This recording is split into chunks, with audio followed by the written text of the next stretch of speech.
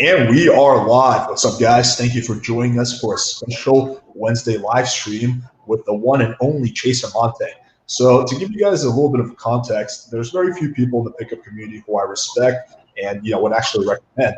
But I've been following Chase's content for a while. We'll kind of get a little bit more into it, like how I discovered him later. But I've been following his content for a while, and he's truly one of the on a very short list of people that I respect. And it's fucking awesome having him on here so we can dig into it. Thanks for coming on, bro. Cheers. Thanks for having me, Alex. That was a very gracious intro. Thank you. Anytime, dude. So if you wanna, I think probably most of the people on here are familiar with you, but for anyone who's not, do you want to give a little background about yourself and just a little 1 to 2 minute summary? Sure. So I started off as a guy with problems dealing with people, social phobia, all that. Kind of a familiar origin story for a lot of guys in the space. Mm-hmm. And at some point, I decided, well, the only way that I'm going to get better at this stuff is if I start talking to women. So I started going up and talking to women wherever I could meet them, cafeterias, bars, waiting for the bus, you name it. After about a year, I discovered these guys in the pickup community. And I was like, oh, these guys are doing the same thing I'm doing, but they're light years ahead of me. So I started training with some of these guys and meeting up with these guys and studying the stuff that they have online, getting active in the forums. And had quite an adventure learning all this stuff. And you go through milestones of, once you start getting girls and you start getting a lot more girls, you get higher quality girls, you have little crises along the way. And but in the end of it, once we reached about 2010, at that time, I decided I was going to put out a book that just kind of collected my method and system and then get out of it, move on with my life. And at the time, I was having people telling me to get more active in blogging. So I figured, well, I'm going to put out this book. I as well write some articles first and generate a little buzz, and then we'll put the book out. And once I started doing that, suddenly the site GirlsChase started really kicking off, and we were getting all this traffic.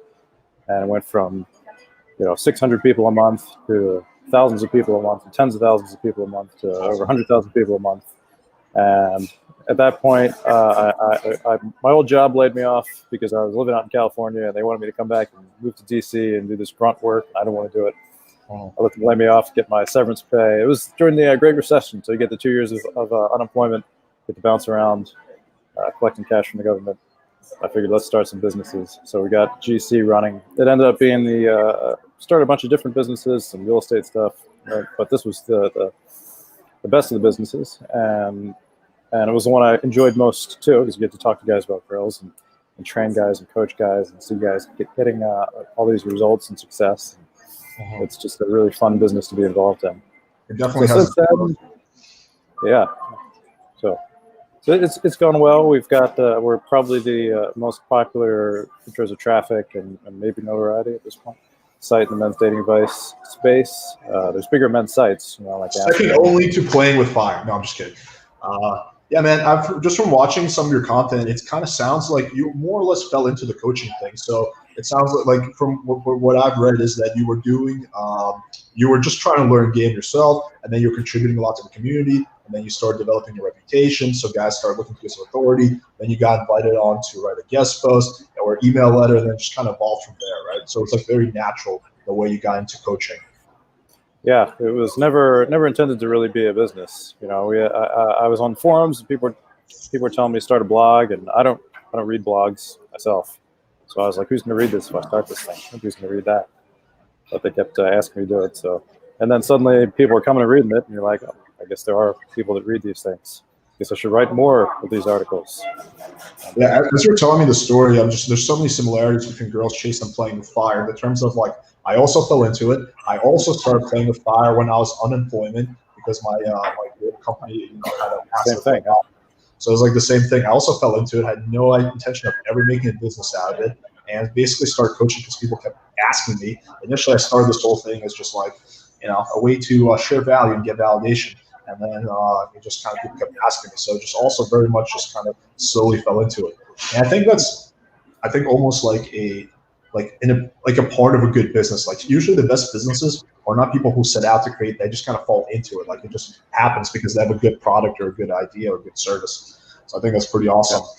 Was there any big turning points for GirlsChase, like in terms of like what was there a specific article, or piece of content that really made the website take off? Yeah, we had a couple of pieces in 2011 that really kicked things off. One was I put out an article on texting, and at the time, guys were using texting. They were either doing really long, flirtatious texting, or they were still relying on phone calls a lot. And I had switched over to using very simple texts. They were just focused on using texts to just for logistics, just get the girl out on the date, make it as simple as possible.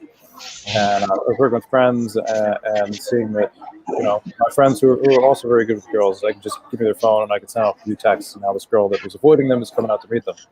So I wrote an article about that. That took off. I wrote another one on, which was my one-itis article, Can't Stop Thinking About Her. And that was another big one that really took off and got a lot of traffic. And a couple of these articles like that, they take off. Suddenly they're getting tons of traffic. They get it from Reddit, from social media, from search. And guys are just pouring in and finding your stuff. And for years and years, I would have all these people coming in saying, I found you because I saw your how to text article on search. Number one on Google search for a long time. But, time wears on and search gets competitive. I think we're pushed down to the second page now. So we got to update that page. It's a constant battle. You're always fighting with your competition because they're always improving. So if your article is number one now, this one's going to be number one tomorrow. Yeah.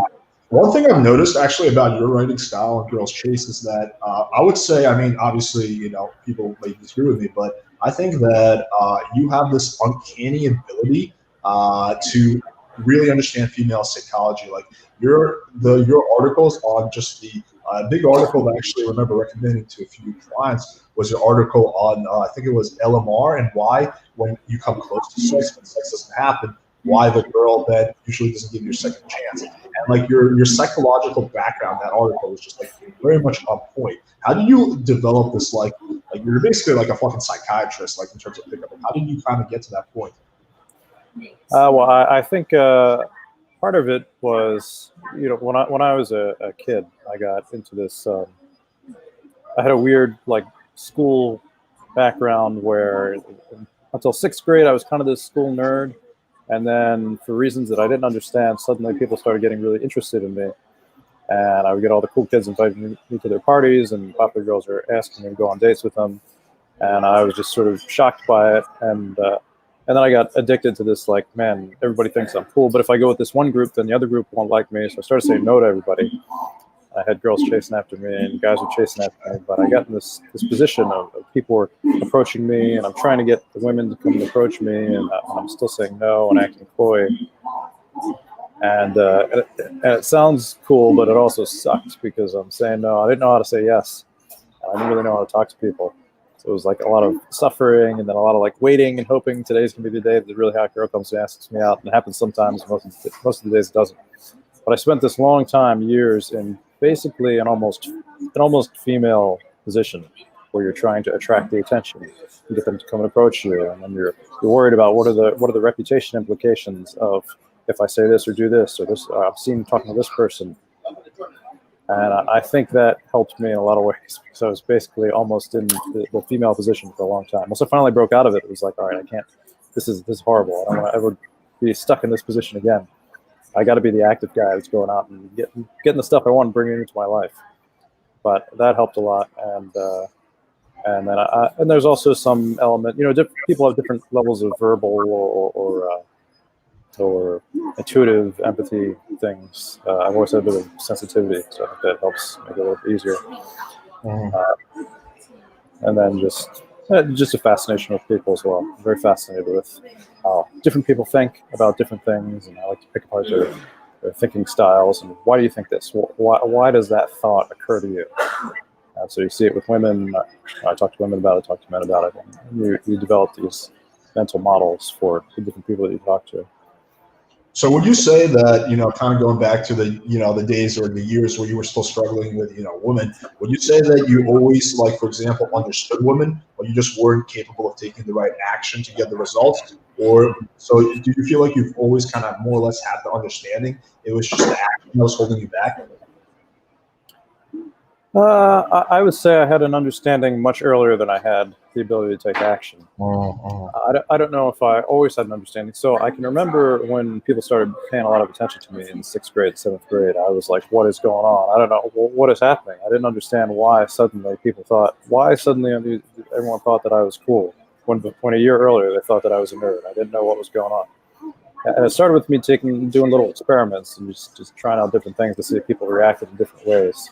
So like when I was in 6th grade and people would treat me as a nerd or whatever, and I had this kind of like nerdy jacket I wore and these big glasses. And one day I said, well, what's going to happen if I put on the local sports team jacket that everyone thinks is really cool, the sports team, and I'm going to take off my glasses and just act a little bit different. And I went in and it was like this complete shift in the way people treated me. I didn't think that would happen because I thought they would be like, oh, it's just Chase, he's just wearing a different coat or whatever. Well, suddenly they were all crowding around me and acting really excited, like I was a totally different person. And I did it for like 3 days. Then I went back to my old stuff, my old coat, glasses, but they still continued to treat me different. And later I realized it's because they got to see a different side of me and realized that I'm a more complex person than what the impression they had of me earlier. So you see something like that when you're young, and you're like, if I change things about myself, it'll change the way that people react to me. What if I change this? What if I change that? Start changing all these things, and people react in these sort of unpredictable ways. So there's a lot of like experimentation, trial and error. You're saying basically. A lot of what? Sorry, broke up. A lot of experimentation and trial and error. Yeah, and through that you stumble into discoveries. So I think this is one area where you and I differ. So I was actually taking action way before I had the understanding. Like this is me, my first 2 years of college. I was going out and taking action every night, but I had so little understanding of female psychology and what turned women on that most, like 99% of the action I was taking was incorrect. And the other 1% was just drunken success. Like I randomly just did the right combination of things, whatever that day. So that's interesting. Still the happier path, I think. Debatable, dude, because you're taking all this action, but you're not getting results. So imagine punishing. Yeah, like imagine like doing the same thing and you're just failing. Yeah, but the alcohol made it less painful. The alcohol and marijuana made me a little less in tune to the rejection. Yeah, I never got into marijuana that much, but I got really into alcohol at one point. I was drinking way too much. Yeah, which is funny. I think that do you drink a lot now? Because I feel like most people, when they get good at pickup, they drink a lot less. That's what I've kind of personally noticed. Yeah, I cut back a lot. I went cold turkey at one point because I was drinking so much and getting in a lot of all kinds of screwed up situations. And, stuff like you wake up with a girl and you're like, I don't remember picking up this girl at all. Why is there? And then you think about it and you're like, where did I park my car? I hope I didn't total it because I don't remember driving at all. And I know I drove because I'm living in California and everybody's driving there. Driving by the cops when you're extremely drunk. First offense in California is $5,000 fine. And just like. I think it's actually 10,000 now. I think they raised it. At least I think what it was when I was living in Cali. But yeah, man. I mean, one thing I want to kind of let's just jump straight into this. So that article I mentioned, can you kind of just give a summary of this for anyone who's not familiar with it? Like why? Because this is a question guys always have. Like, we had a good date, we had a good time, right? Or we didn't have sex, but we had a good time. And at the moment, she's like, "Hey, listen, I want to see you again." But then the girl just completely disappears, right? So what's kind of your overview of why that happens? Yeah, so one of the things that's happening with the woman is she's continually assessing and reassessing her decisions and everything that's happening, and she's looking at it almost from this, almost more of a fated standpoint of things happen because they're supposed to happen. There's a reason why they happen. Mm-hmm. So when she goes home with you, she can be really feeling you. She can be really into you. She can be right at the point where she's just about to go to bed with you, and then she pushes off a little bit. And you take that as a rejection. You're like, well, I guess it's done. It's fine. I'll sleep with it next time. Everything's good right now. I don't want to rock the boat too much. So you figure it's fine. We'll do it next time. And you let her go. And she goes, and now she starts looking at it and asking herself, well, why didn't we get together? Like, I wanted him. I was really attractive. Why didn't we get together? And she's going to start coming up with reasons for why that happened. And the reasons why are no, with women, there's not usually there's not usually a lot of blaming themselves. Instead, it's usually looking for external reasons. So a lot of it's going to end up being, well, I didn't sleep with him because I guess maybe I didn't really like him, and maybe it wasn't the right match. There was if I look at what happened, I pushed back against him and he backed off. Well, I guess that was because I really wasn't ready yet. I didn't really want him. And then there's some other effects that happen, like the fact that, especially if she was really hoping to get together with you and she went back with you and then it didn't happen, there's now the next time that she thinks about getting together with you, there's disappointment attached to that. Like, oh yeah, him, that's right. I went out with him last time and we went back to his place and then nothing happened. So I'm supposed to go out with him and do it all over again? I'm going to talk to him, go on another date with him and go back to his place again, and maybe nothing will happen again. I just can't take that right now.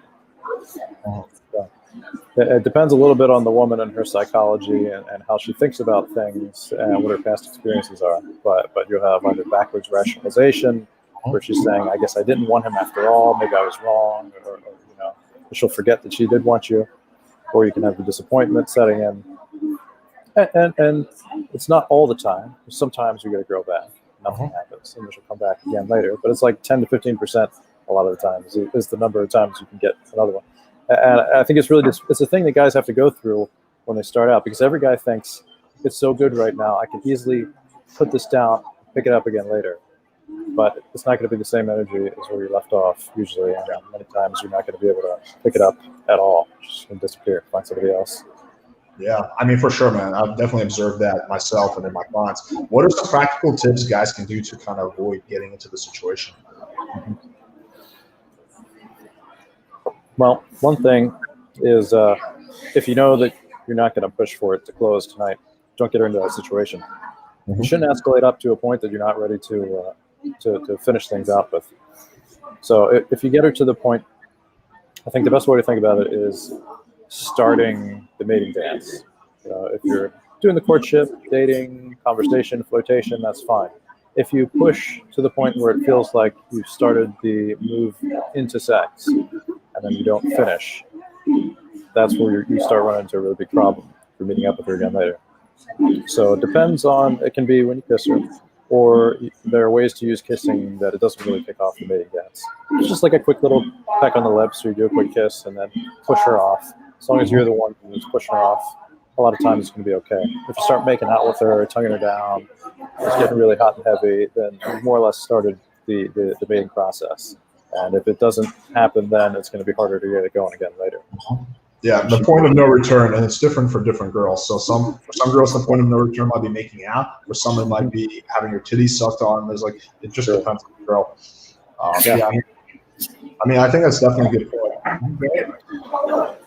So so that's one aspect of it, is don't pass her point of no return if you're not planning on going all the way that night. Another one is especially what you see with guys that are a little bit nervous, or if it's or newer, or if you've had a really exhausting day and you run into a bunch of resistance with this girl, and you get kind of you can be dealing with the resistance, and you can sort of get that feeling like, if I push for it, probably I can get it, but I'm so tired. Why don't I just let her go? I'll pick this up another time. You gotta have it in your head, this realization that if I let her go, at this point, I'm probably not going to get another shot with her. So that you can be honest with yourself about that. So that you know that if you really want this girl, you're not going to get another chance. You can make it happen now. You got to figure out a way to make it happen now, or you got to be able to let her go. Yeah, I mean, that's 100% true. Yeah, man. I mean, one thing I personally noticed, like I remember I started, kind of when you described, I started noticing this, when I was 22, 23, and I was starting to have some success with game. But I noticed that if let's say I met a girl at the bar, we brought her back and we fucked that night, I have a pretty good shot of seeing her again, right? And then, but if we come close, like to make out, maybe I motorboat her or something like that, but sex has not happened, even though at that moment she's like, I really like you, Alex. I want to see you again. We maybe even make concrete plans. Yeah, Friday night sounds good. And then she just drops off. And this always boggled my mind. Why does that happen? Me and this girl had a good time. What, just because I didn't satisfy her, vagina with my penis? We can't hang out again. This point of no return, it's definitely real. And one thing I personally, also another thing I've observed is that this has kind of been my realization. If you you don't have sex on the first night and you can't give a valid, logical reason why sex didn't happen. Like, for example, she's on her period and she hates period sex, or logistics were incompatible, or her roommate had an emergency. You can't give a valid reason like that. Like, if the reason is, oh, you know, I don't know, like, she didn't have her, I don't know, she just said she wasn't ready, like, if it's a vague reason, chances are you're not going to see her again. But if you have a concrete reason where you both know why sex didn't happen, that's a little bit of a different story. So I don't know, have you observed anything like that? Yeah, broke up at the end. So you're saying, do you look for reasons like that? No, so what I'm saying is that at the end of the night, right, you go home and there is a concrete reason why sex didn't happen. Like, for example, you know, she was on her period, she hates period sex. Then your chances of seeing her again are pretty good. But if there's no concrete reason, it's just vague. You're like, I don't know. She said she wasn't feeling it. I don't know. She said that she doesn't know me well enough. Then your chances are very low.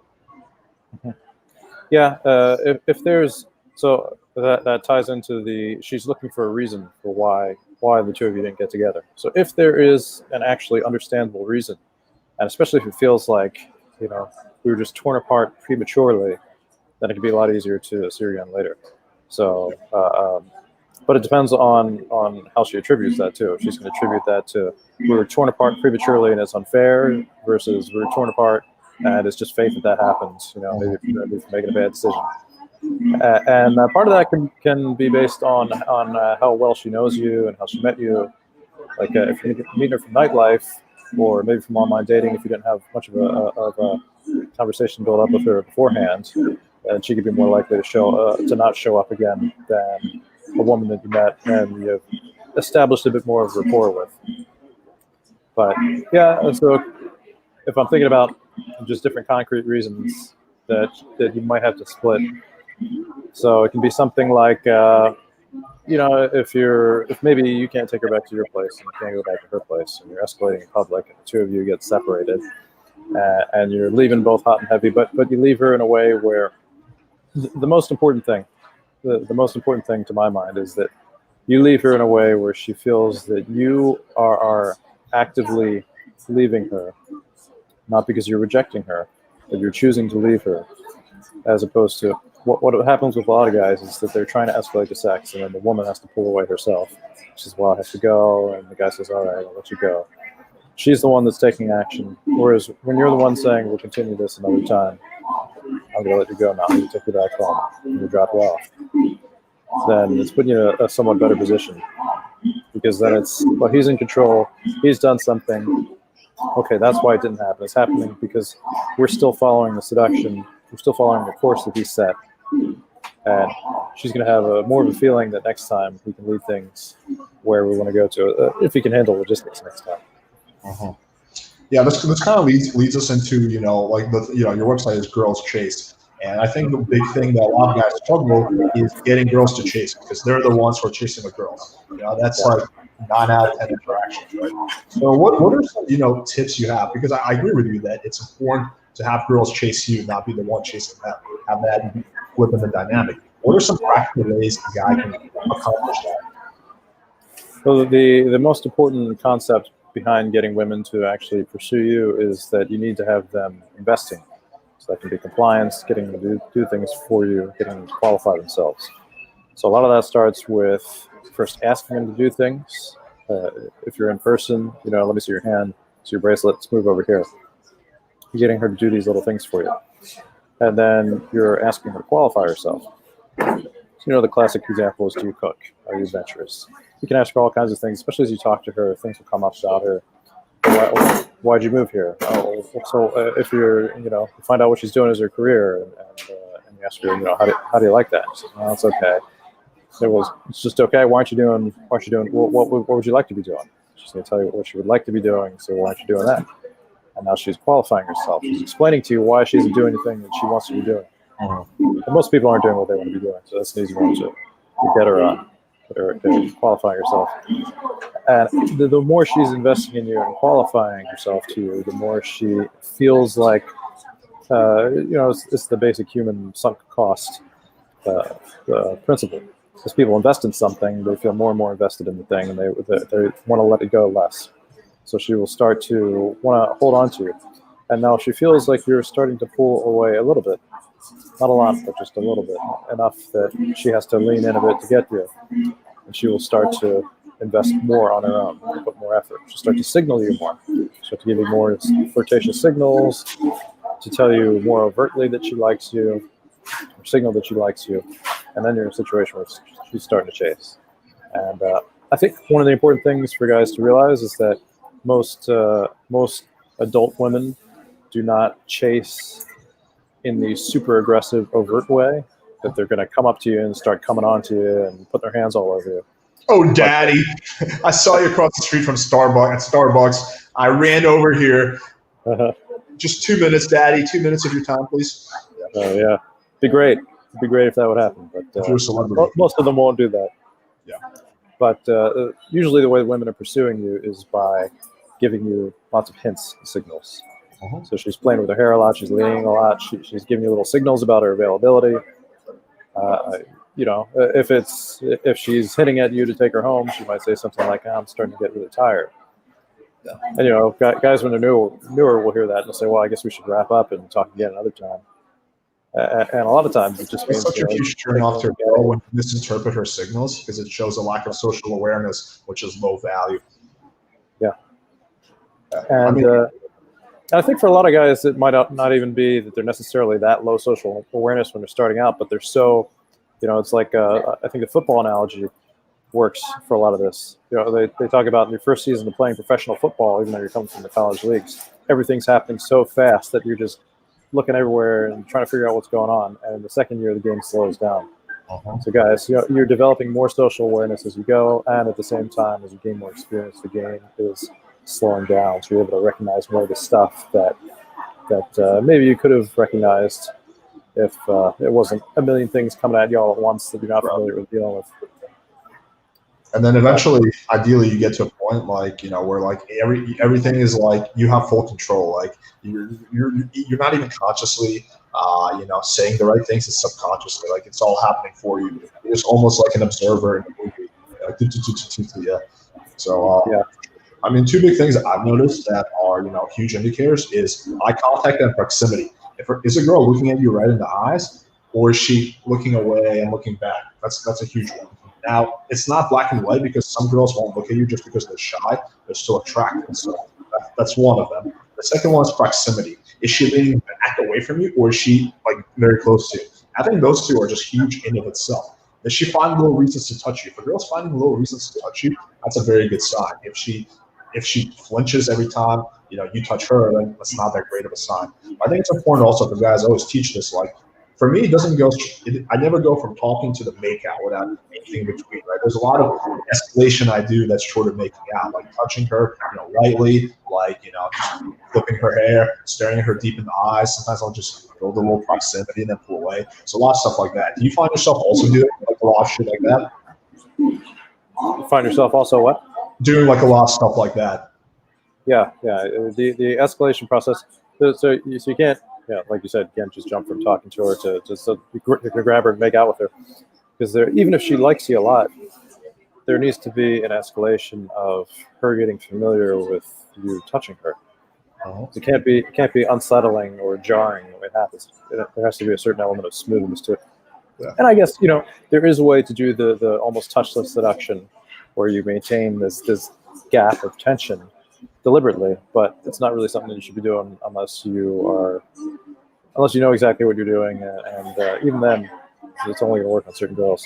Usually, you want to be touching. You start with incidental touch. 100%. Touch her on the forearm, touch her upper arm, you poke her belly when you make a point. Put your hand on the small of her back if you want to lead her around, or sometimes you can even just leave your hand on the small of her back while you're talking to her. You can take her hand and then hold onto her hand as you're talking to her, and not let it go right away. All this stuff gets used to your touch.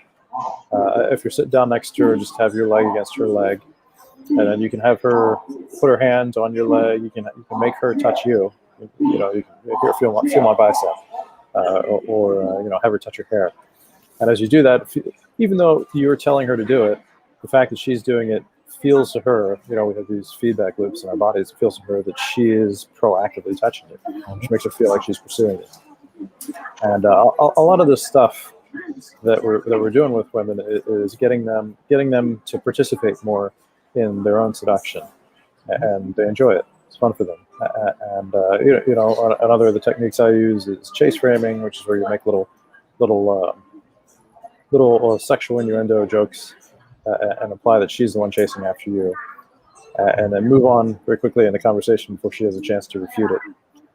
So, if you meet her at a bar, you might say, is this where you usually come to pick up guys at? Yeah, you always come here to pick up guys with long hair and mustaches. Yeah.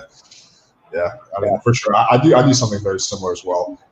Let me kind of transition to this then, because this leads me to this question. So in the pickup community, there's a little bit of a rift, right? There's guys who believe that it's all very technical and it's all very deliberate technical game.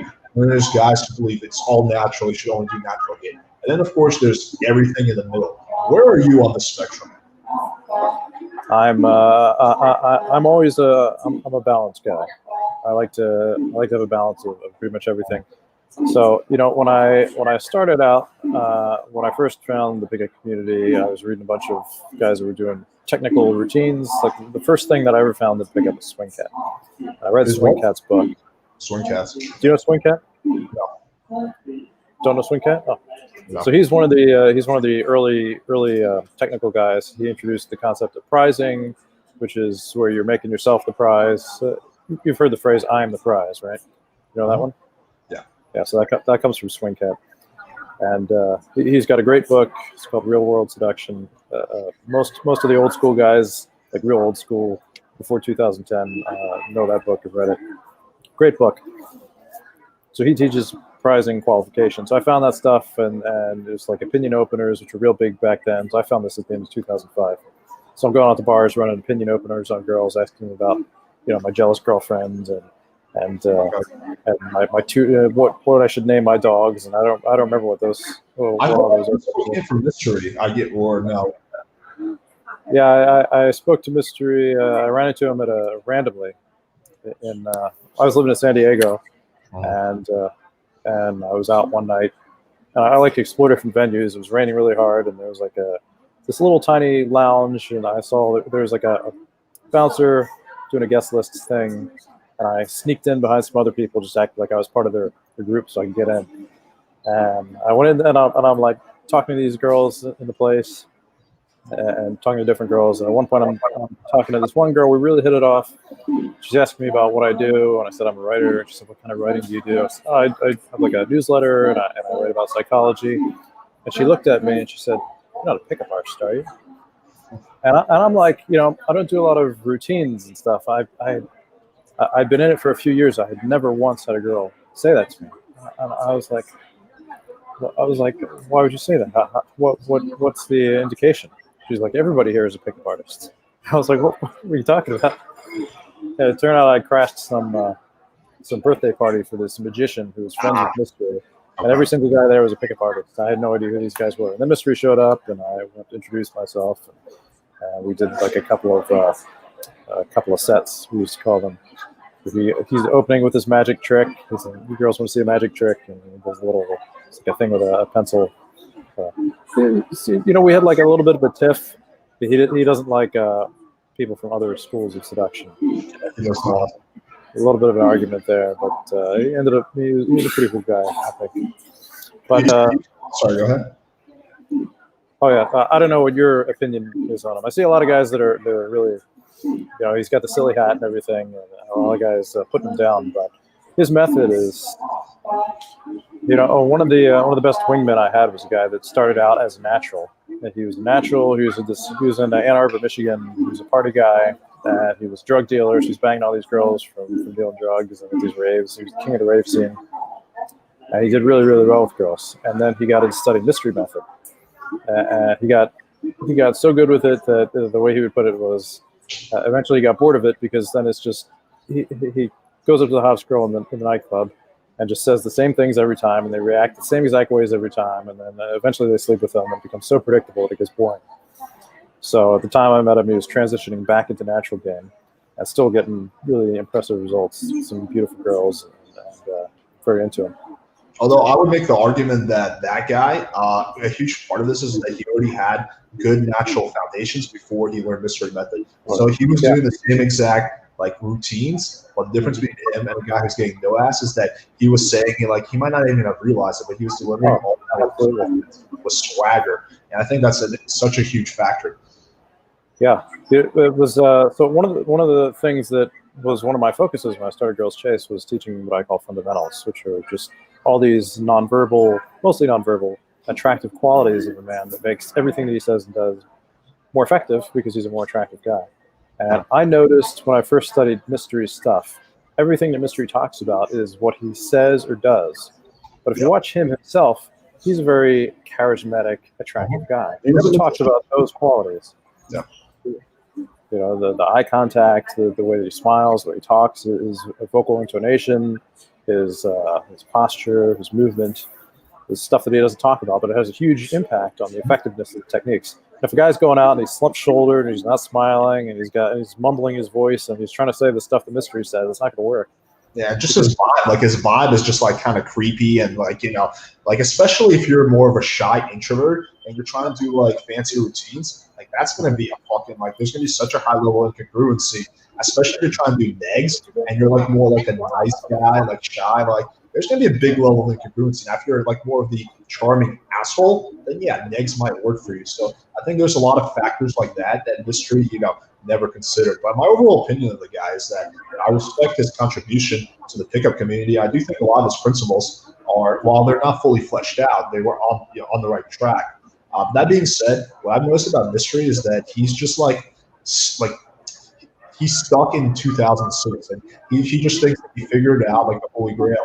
And he, like kind of when you mentioned your story, he's not open to improving. Versus me, I want to meet guys from other pickup schools because I'm always trying to improve. Like I don't want my game 5 years from now to be at 2020 level. Like every year, I want to keep getting better and better. And if there's a guy out there who's doing something better than me, I want to learn from that guy. I don't want to argue with that guy because if you're stuck, like if you look at like where Mr. like in 2006, he probably was one of the best guys in the picker community. 2020, like I know so many guys who just run circles around him, right? So it's like, but it's not that those guys are somehow inherently better. It's just those guys kept evolving versus he didn't.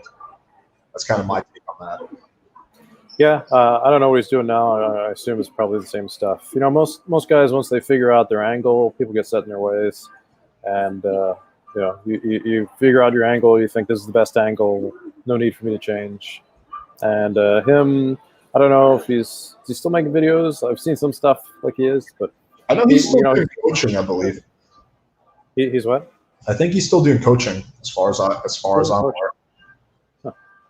Because my understanding was he had his company, and then it kind of got stolen away by Nick Savoy, and they were in a legal battle. Oh. And he ended up not being able to use the name Mystery Method, which is kind of sad. Yeah, it's kind of sad when you see a guy get screwed out of his. But then the TV show, but I don't know. I think he squandered all his money and ended up broke or something. And so, and I've seen it happen with a lot of guys that get into pickup, especially guys that rise to the status of guru. You know, most of these guys are charismatic individuals, but have emotional dispositions that make them not so good with holding onto their money or running businesses. So they tend to have a lot of flame outs after a while. Yeah, I mean for sure, dude. I've seen that kind of myself. It's sad. It's unfortunate, but that is kind of the case. There's of course notable exceptions, but yeah. I guess to what you were asking earlier, so natural versus technical game.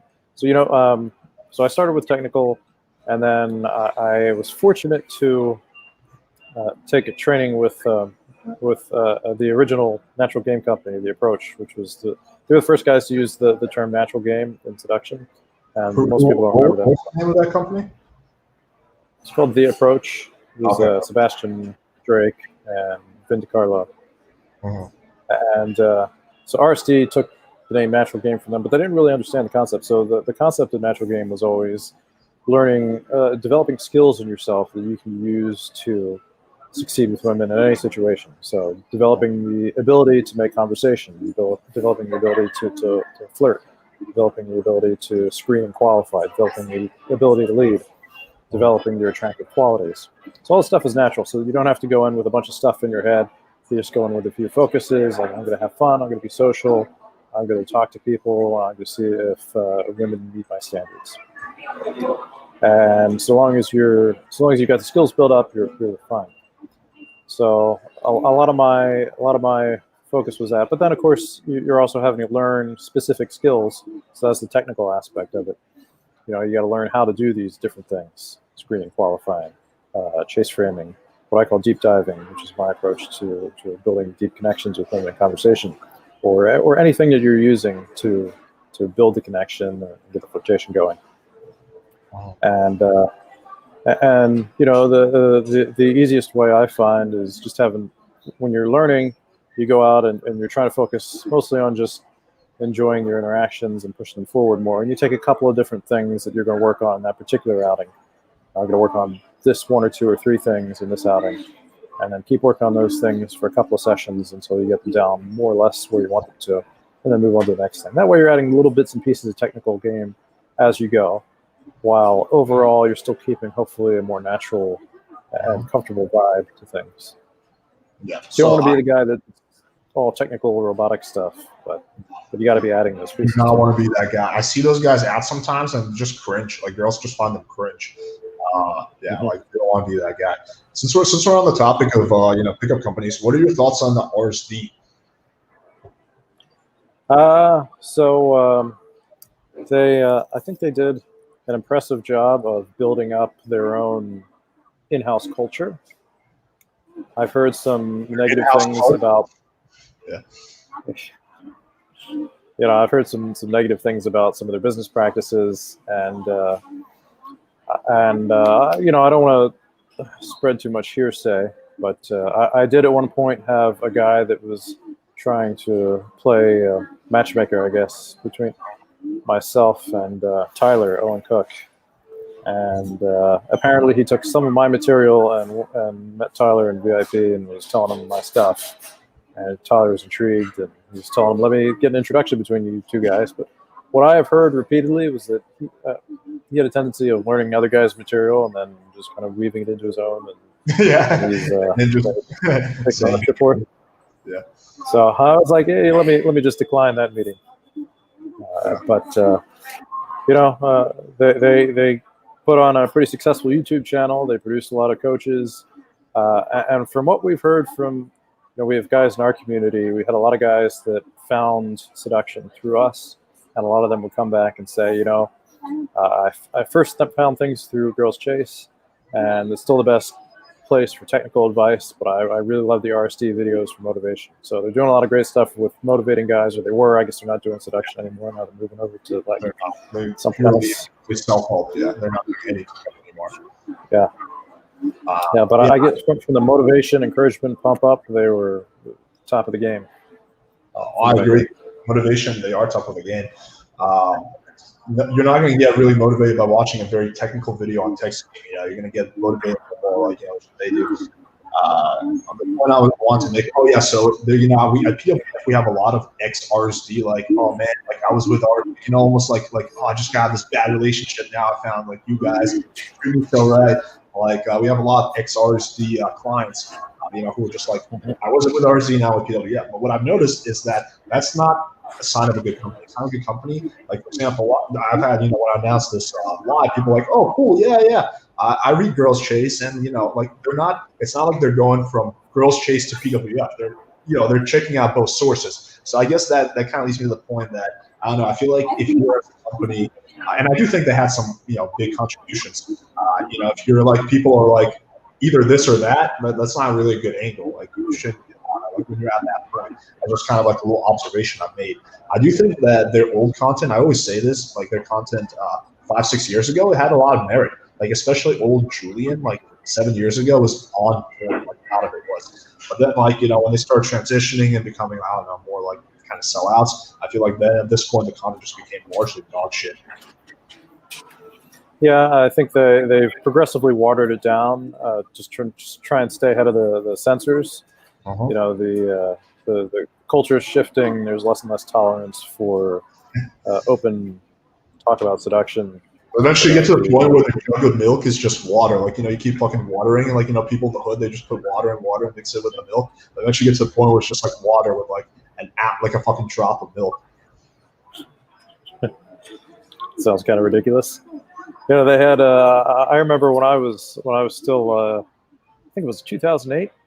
I was still going around. I'm still doing a lot of learning and practicing and improvement, and there was this RSD craze, and all the guys were doing. And most guys you would run into, they were actually in the field of RSD. So I guess I got to give them credit for getting guys out.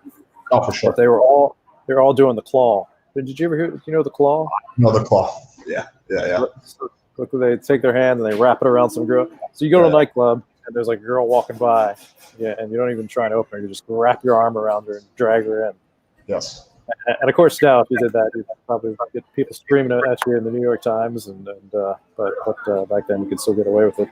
Well, I don't even know if it's so much the time. If you're a guy who's confident, who has swagger, and you do it in the right environment, like at a club, there's a good chance it'll work and it'll be okay. I personally tried it, and it's worked. But if you're more of like an awkward guy and it's not smooth, it's jerky, and you don't have that natural swagger, and you're doing it in the wrong setting instead of like a loud club, you're doing it like a quiet, chill dive bar, where everyone's like in a group, like girls are gonna be like, "What the fuck is wrong with you? Like, why are you touching me?"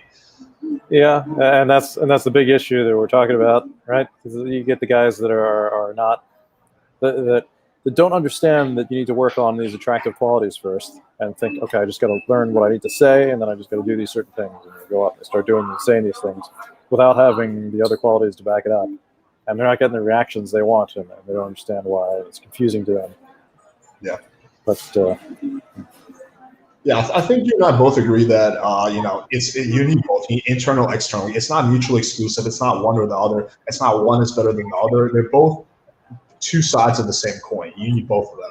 Like, you have a guy who has no internal game, but he has, or no whatever, let's call it internal game, but he learns all these techniques. I've seen guys like that. They get almost no results because they don't have just come off as awkward or still weird. And then, of course, if you have a guy who has, really solid internal game, but he doesn't know anything about female psychology or just optimal, moves to make, then his success is also going to be very sporadic. So, you need both of those things. Oh, yeah. Let me ask you this to kind of change gears a little bit. What's your opinion on sexual market value? Like, how important do you think that is, in your opinion? I think it's an interesting concept. I think it's often made a little bit more black and white, and a little bit. I think it's made out to be a little bit less fuzzy than it really is. Uh-huh. So something that I noticed years back, I used to go out with buddies of mine, and we'd be walking around, and one buddy would say, "Wow, look at that girl, she's beautiful." And another buddy would turn to look at her and say, "She's okay." And then I'd say, "But look at that girl, that girl's gorgeous." And they'd be like, "Oh, she's not bad." And the third buddy would be like, "Now that girl over there, she's really beautiful." And we'd look at her and we'd be like, "Girl, that's not even a girl, that's a dude." Yeah. And so you start to realize that different people have different tastes in who the best looking woman is. And then seeing it on the site, we've done a few articles where we say, here are a bunch of different women. What do you guys in the comments think? And guys will rate, here are these 9 women, and I could probably send you the link. It might be interesting. Yeah, I'll definitely check that out. Here are the pictures of 9 different women. Rate them. Who do you think is the most attractive to least attractive? And the ratings are all over the map. Uh-huh. And you'll look at it, and typically there will be some woman on there that you think is unattractive, and maybe she might be at the bottom of your list. And for a bunch of guys, she's their number 1 or their number 2. Uh-huh. And you realize that it's really, really all over the place. And then you find the same thing with women too. What women are finding attractive in them, and it's not just looks; it's all kinds of things. Like, there's some women that really care about the man's status. There's some women that don't really care about it that much at all. They still want a guy that's confident and successful, but they don't care. But they're not as impressed by the fact that he's the most popular guy in his group. To them, it's kind of whatever. That's low level stuff. Of course, to the other girl, that's amazing. Like, this guy, and all these different things and factors, and they all have different levels of importance to different people. So I think what a lot of guys are thinking with sexual market value, it seems like they're trying to put everyone in a rigid hierarchy. And I think for male thinking, people want things to be simple and understandable. And if you can just have this one hierarchy and fit everything into it, it makes the world make a lot more sense. Whereas the real world is a bit more chaotic and not so easy to put everyone into these certain boxes and hierarchies. So you might have this woman over here, and to her, if they're ranking SMV, maybe guy A, his SMV is 8 out of 10, and you get another girl that maybe is just as good looking as her, just as attractive in other ways, and his SMV is 6 out of 10. And then you get a third girl, and she's just as attractive as the first two, and he's a 10 out of 10. So you get all this. It's not neat, I guess, would be my. Yeah. So definitely for each individual person, there will be ranks, but it's going to differ from person to person. Yeah, I mean, I think that's a fair point, and I do agree with you. That's a variable. It's not fixed, guys. And I agree that guys make this like too much of a black and white thing. It does vary, but don't you find that there's like a overall consensus if you do like averages? Like if you average out like let's say 1,000 girls, Sure. like for example, like there's a reason why so many guys jerk off to Kim Kardashian, right? Like why she's so popular. Like guys, it's just generally not. I know people who don't like fucking huge fake asses, but generally speaking, the male population has come to a consensus that Kim K has a nice booty, whether you're into diaper butts or not. Absolutely. So that's kind of like one thing I've noticed. And like the advice I've always given my clients, is like, listen, focus on maximizing your sexual market value as much as possible, but don't, this is where I think the red pill community gets wrong. They make it seem like it's absolute, like if you don't have sexual market value, like if you're not Chad, you ever heard of this term Chad? Mm-hmm. Yeah, got to be the Chad, huh? Yeah, So you gotta, obviously you should be trying to make yourself as attractive as possible, and then understanding that that there are little differences and nuances in what can make you attractive. And I think one of the helpful ways to think about it is if you think about things in terms of value, and we're getting into sexual market value anyway. So you can have universal value and you can have specific value. So universal value is like confidence. Confidence is attractive to every woman. Specific value is like sexy tattoos. There's some women that your sexy tattoos make you really attractive, and there's some women that it's a turnoff. For sure. So there are things you can do that will be attractive across the board, things you can do that are more specific. But yeah, especially if you're focused on that universal value, you can make yourself really attractive to as broad a cross section of women as possible. Yeah. I had a conversation about this with he's one of our old writers, Korea Ricardus. I don't know if you've seen his stuff. He's a day game guy, very, very skilled seducer.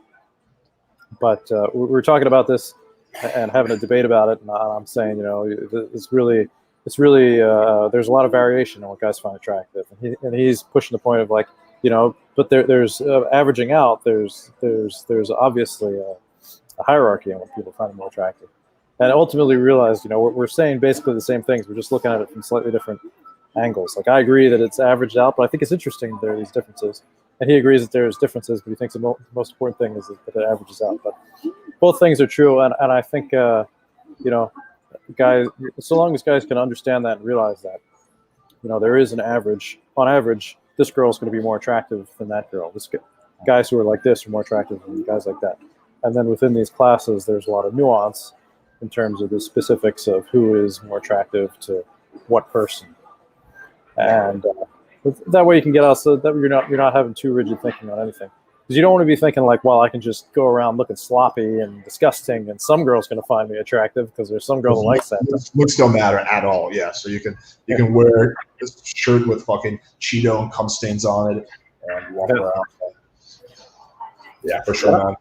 And I will tell you, when I was before I started working on my attractiveness, I was still going around with like a big fat belly, and I was about 25 pounds overweight, and like baggy clothes, and like a little kid haircut, basically, and looking terrible. And I still had women that would get really attracted to me, but sure.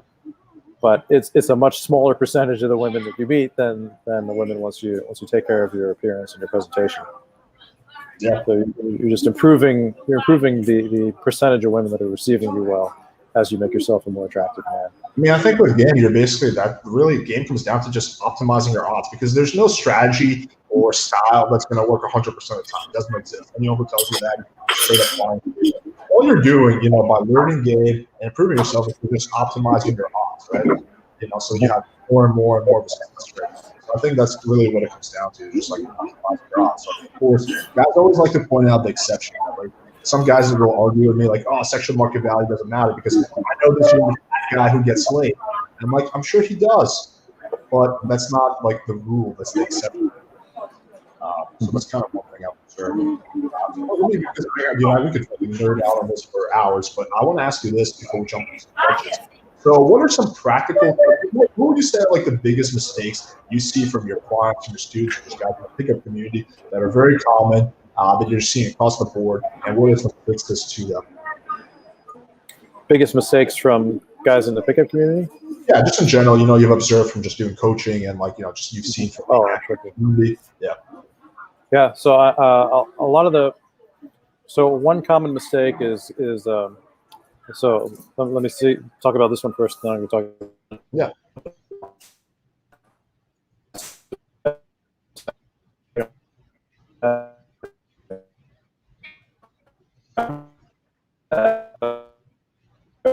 Yeah, bro, you kind of froze there for a second.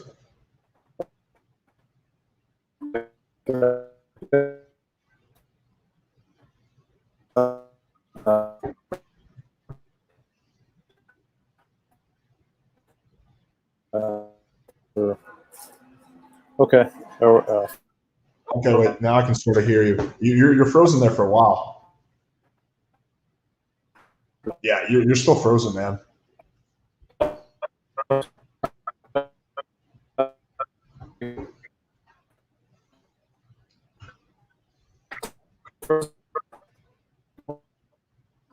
It's frozen, bro.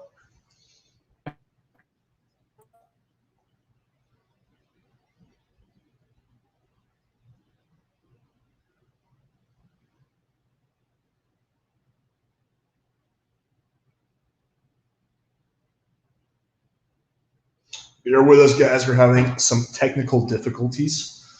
Give us a second. All right, Chase is back. Let's add him to the stream. What's up, man? Can you hear me? I hear you. Are we working? Am I freezing? Yeah, no, you're good now. You're good now. Just froze there for a second. Like really, dude, it was like as you started answering the question, like a split second, you're like, well, bam, fucking freezes. So let's start from the the first word that you said. Okay. Well, so let me tell. I'll just give you. I was going to say there's one specific bigger thing I see you guys do, and then a bunch of smaller things. Yeah. So the one bigger thing I see is you get guys that come in and they're like, "Man, I don't know. I'm following your method. I'm doing everything you say to do, but it's just not working." And when I was a newer coach, you hear that and you're like, "Man, maybe it's like a specific type of guy that my stuff doesn't work for. Maybe I got to get more nuance in there." So try and figure it out. And after a while, you start to see these guys in the field, or you get them to really describe what they're doing, and you realize what's happening is that a lot of guys come in and they will take some of your stuff and use it, and then they'll do a whole bunch of other stuff that's totally opposite to what you're telling them to do. They'll try and mix and match methods with like some of your stuff and some of this other guy's stuff. And you look at them and you're like, that's not what I tell you to do at all. Like, what are you doing that for? And they're like, oh, well, I thought that your way wouldn't work. Or like, I saw this other guy said to do it this other way. I'm like, well, then you're not doing my stuff then. Don't come and say you're doing my stuff and it's not working, because you're doing like two things with it. Yeah. So that's, you don't have to follow my stuff. You don't have to follow my method, but pick a method, especially when you're new, when you're learning. Pick one method, stick to just following that method. So, if you're following Alex's stuff, pick Alex's stuff. Just follow Alex's stuff. Do everything that Alex tells you to do, and get good at that. And then once you're good at it, you can start getting more creative and mixing and matching and adding more stuff in. I think that's a very, very good point. That I think this is a very good point. Like as a beginner, you should just commit. But as you get more knowledge, like when you get advanced, that's when you can start mixing and matching and kind of like adapting, because then you have the understanding to understand why something is working. So I think that's definitely a solid point. Yeah. And then for some of the more smaller stuff. So I've noticed that a lot of things guys will not do is they will So they'll go up to girls, they'll talk to them, flirt with them. The girl's laughing, she's enjoying the conversation, and then the guy does not get her to invest at all. He doesn't get her qualifying herself. He doesn't move her with him. He doesn't get her touching him or touching her. So especially when I used to take guys out in the field, coach them, I would every time I would have them get up and start talking to girls and say, okay, your next assignment is you got to move these girls. Got to get her to move a few feet with you. And then once I had them doing that, I'd say your next task after you talk to a girl for 5 to 10 minutes, I want you to go sit down with you.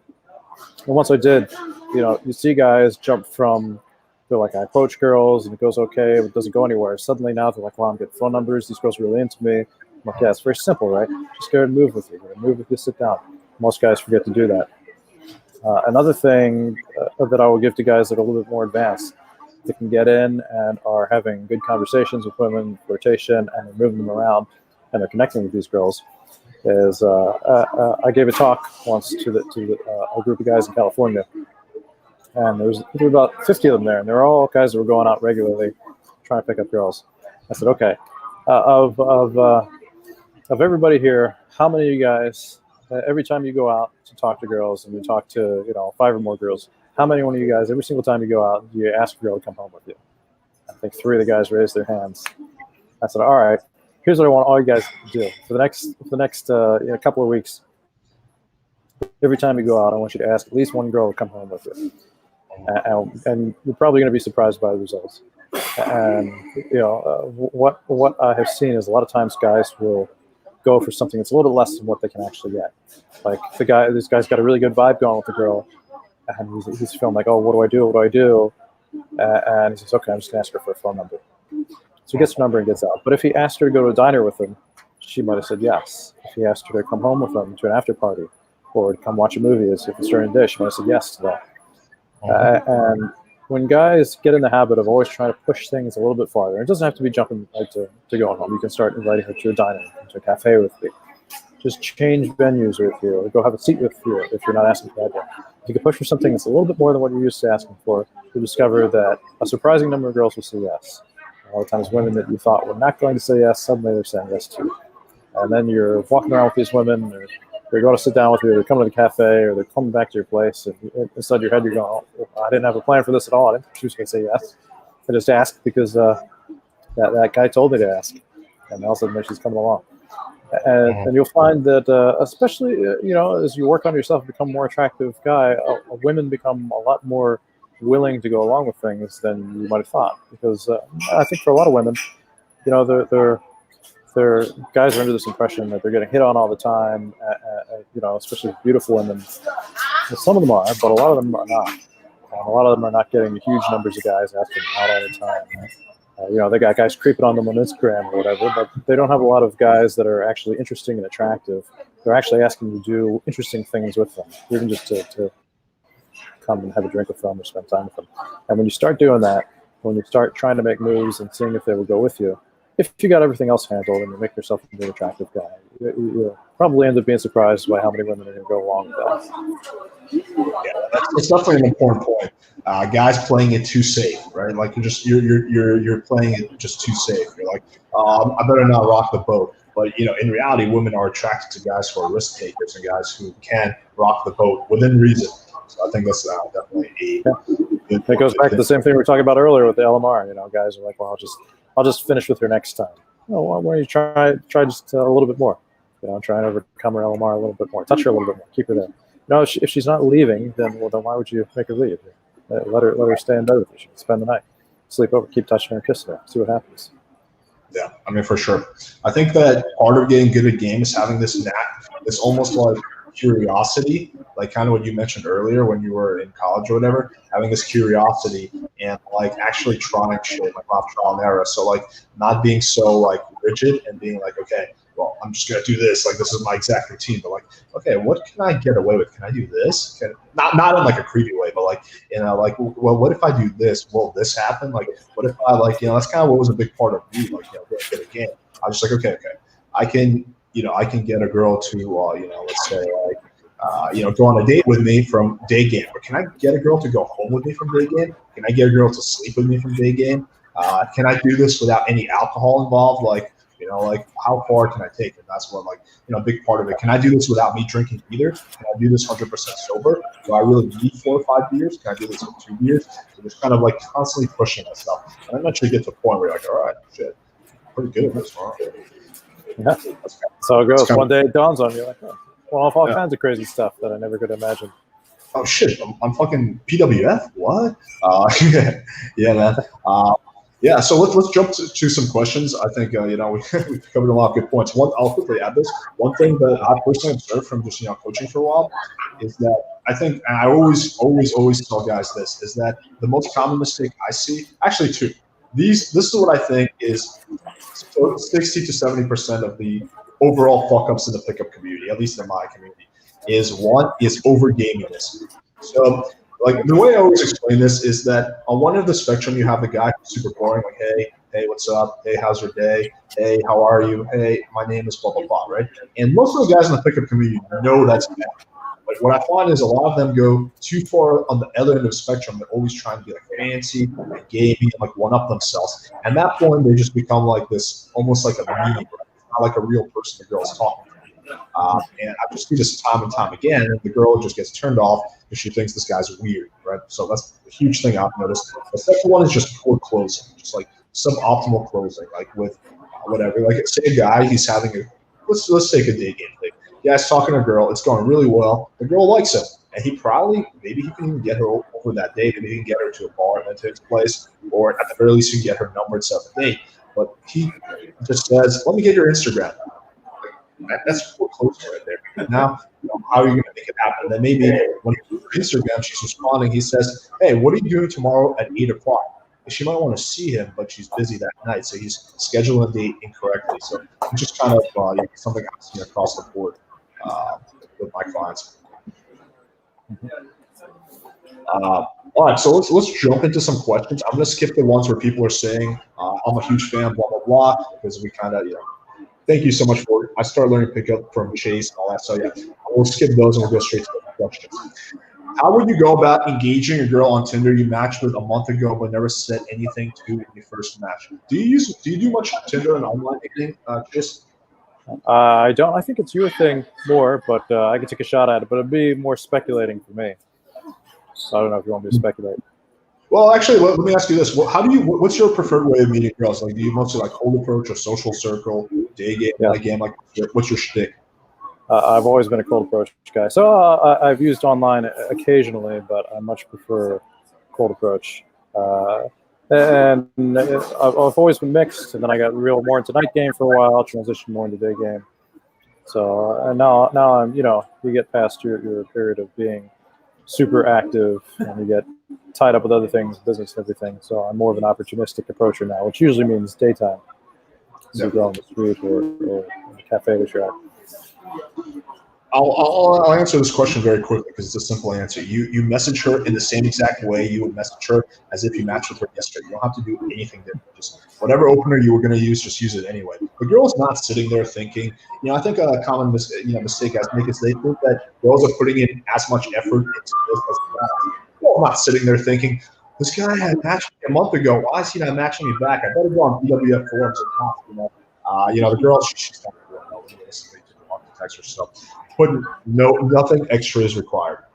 Okay, so let's jump into this question. How do you gauge whether it's worth to smash without a condom? How to ask a girl for body count without being rude? What's your take on that? So so going bareback. So I'm definitely a fan of that. But yeah, you got to be cautious because you never know what she's packing.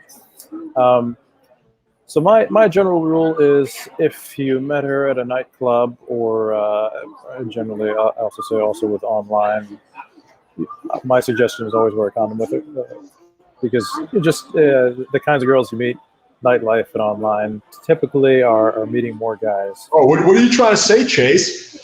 No, I'm just kidding. Yeah, I kind of agree with you. Yeah.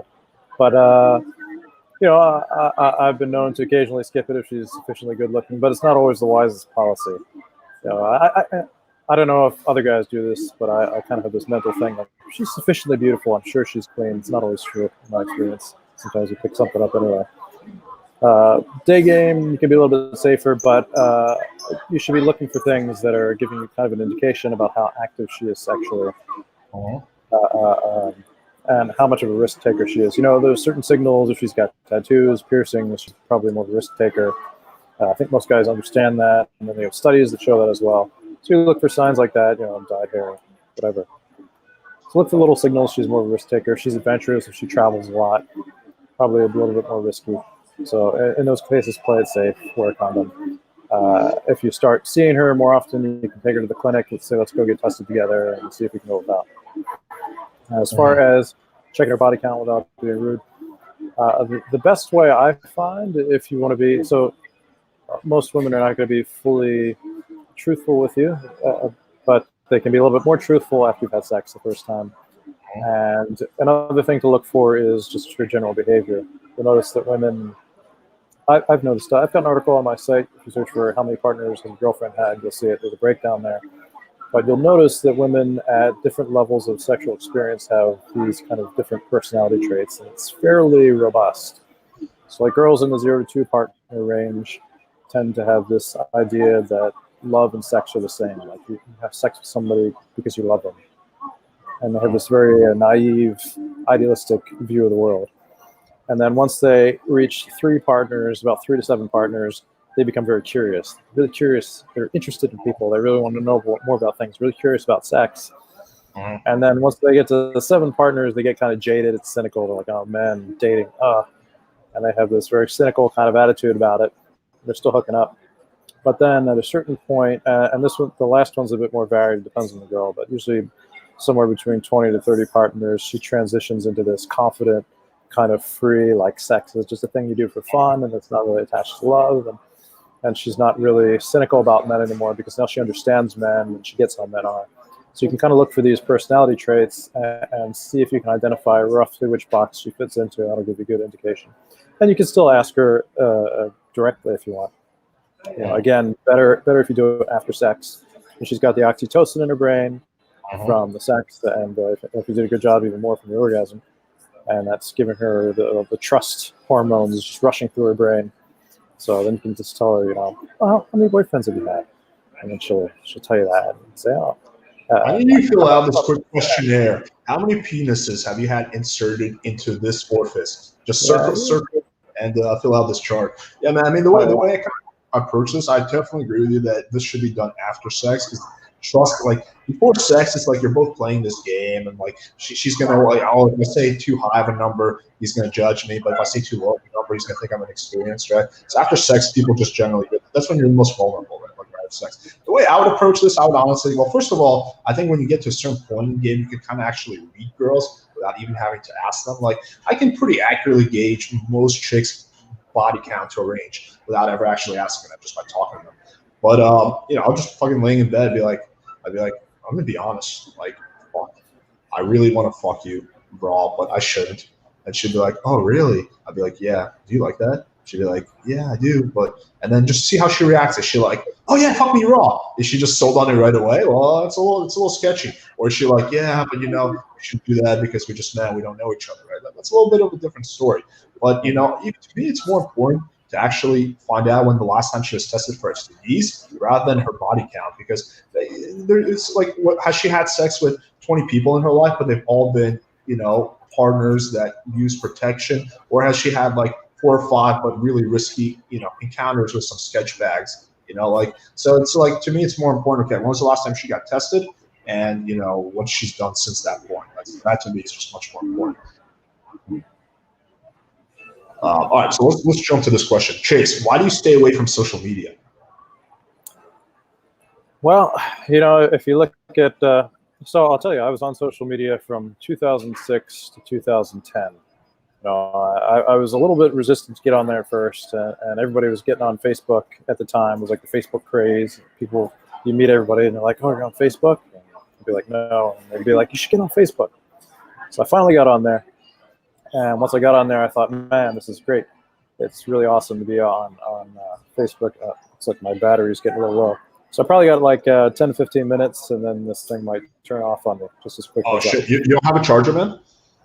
I think I can. if that happens, I'll try and see if I can bounce over real quick to somewhere with an outlet. It might be. I got here earlier and they were like, no. I was surprised, I thought that there would be empty seats, and I was like, oh, you know what? There's one over there, so should be okay. We'll just kick some motherfucker out. Yeah, it's almost important. So I was on social media for a while, and I noticed that I started spending more and more time trying to keep up this appearance of being a really cool guy on social media, and I was meeting some girls through it. But not a huge amount, you could like meet some girls or you get them on your social media, and some girls that you meet, they get on, they see you got this really cool social media, pictures of parties and all these pretty girls, and they get more impressed, and it's easier to sleep with them on the first date. So there was some of that, but the amount of time and effort that I was putting into maintaining it started feeling like I was putting all this effort into maintaining this virtual persona to be really cool online. I got to get like the right pictures. I got to get like hot girls in my pictures, make sure that these go on social media. I got to like position it in a way that doesn't look try hard, just look like I'm just naturally having a great time. And after a while, I was like, man, do I really want to keep putting all my time and effort into this? And what kind of pushed me over the edge with it, I went on this trip to another city, and I went around the whole time taking all these really cool pictures of the places I was going, all the babes I was meeting. And I was like, this is going to be great. I'm going to get this in an album on Facebook. And then I got out of a taxi and I left my camera in the car. And it was gone. I forgot to get the receipt for the taxi. So I was like, that camera's gone. We called the cab company and just never getting the camera back. And I was like, man, I wasted the first 2 days of my trip, like totally behind this camera instead of just enjoying myself and seeing the sights and picking up on girls. And like the whole time I was just being on this camera. And I was like, you know what, I'm done taking pictures. And it catalyzed this realization that I'm done trying to live for social media. So I don't know, maybe I think some guys I see can be on there and they just use it occasionally, whereas like I'm a guy that if I get involved in something, I want to just throw myself into it and do a great job with it and get really sucked in. And for me, it was just too much of an addictive, wasting time on this thing and putting this energy into it, and not very effective in terms of results compared to just meeting girls out and about in the real world. And I find that, if you're just the anonymous stranger, if you're an attractive stranger, it doesn't really, it's not held against you. And in fact, it can be kind of interesting, mysterious. Oh, you're not on Facebook. Just going to have to contact me another way. Yeah. So for me, that's the main reason why. Gotcha. All right, let's jump to this question. Haha, I've been reading GirlsChase since I was 11. Now I'm 18. I want to share that. All right, so let's go to this one. Chase, you're one of the few coaches that doesn't post infields. Actually, me and you are both, because I don't post infields either. Is there a reason for that? Yeah, so I thought about it. So one, it's somewhat. So I guess there are ways that you can do it more easily with like the cameras or whatever, and you got to blur the faces and everything. So when I first started getting involved in the space, there was one of the guys that I mentored under would talk about. He went out and did a lot of audio infields. They talked about how much work it was getting that put together. Like they would go out and they would have the sound guy with them, follow them around. They said you go around. Sometimes you go out. It's raining. It's cold outside. You got to look for the right. Hold on a second. It's telling me it's going to turn off my computer. Let me plug it in. Give me 2 seconds. I'll be right back. Yeah.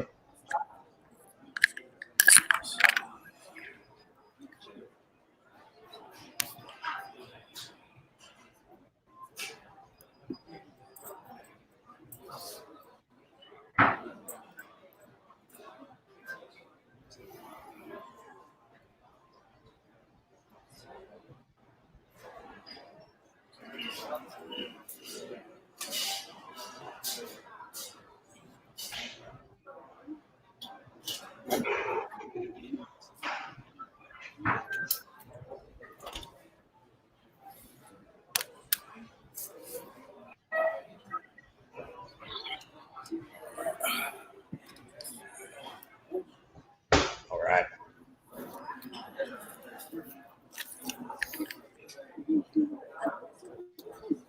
I've just got a bit of a leftover cold here. So talking to him about it, the whole thing sounded very exhausting, going out and trying to record this stuff.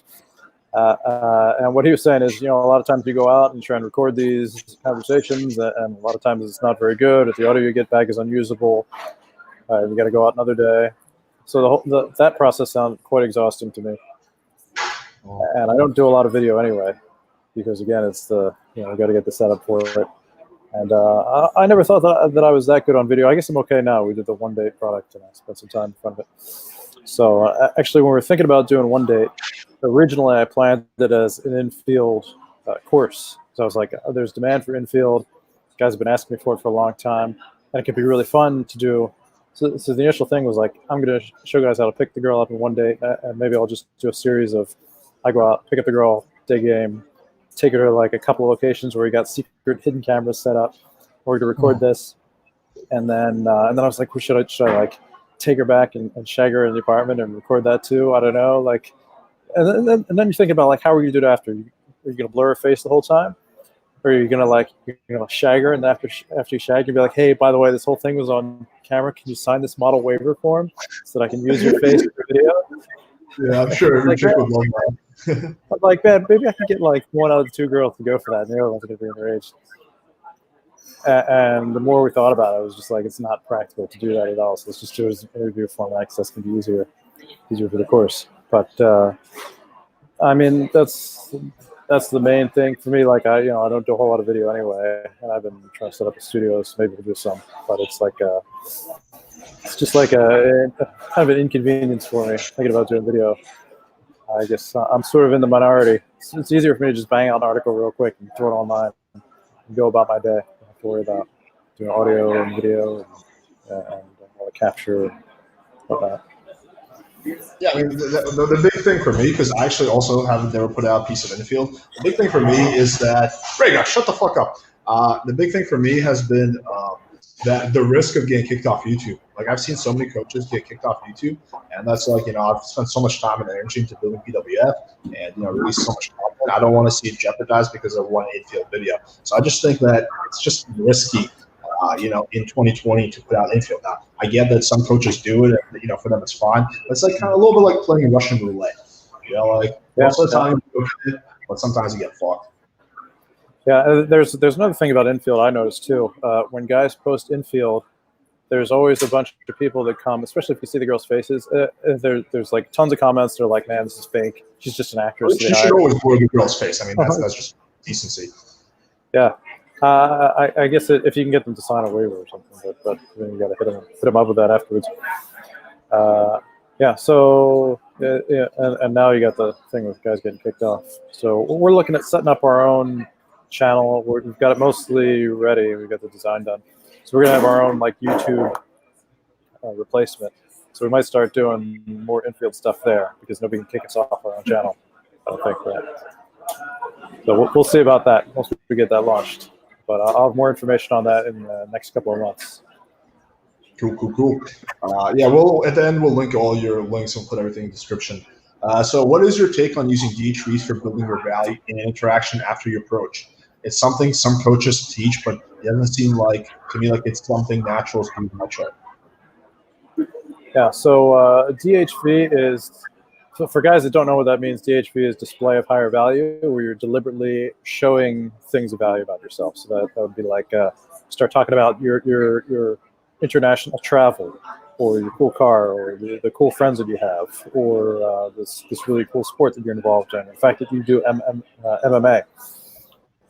So when I first started studying seduction, I read a lot of stuff that said you should DHV, and I felt a lot of like personal pressure to DHV, because you go out and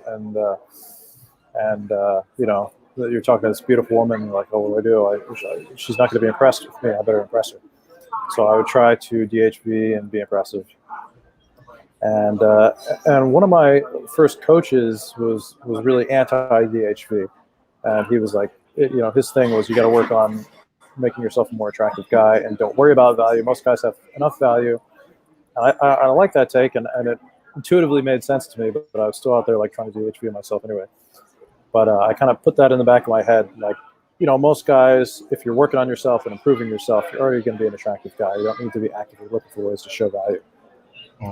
So what happened with me was, when I was still having a lot of trouble with girls, one day I decided what if I just tried not talking about myself at all? Instead of talking about all these cool things about myself. And I noticed like I'll go up and I'll like talk about some stuff that I think is really cool.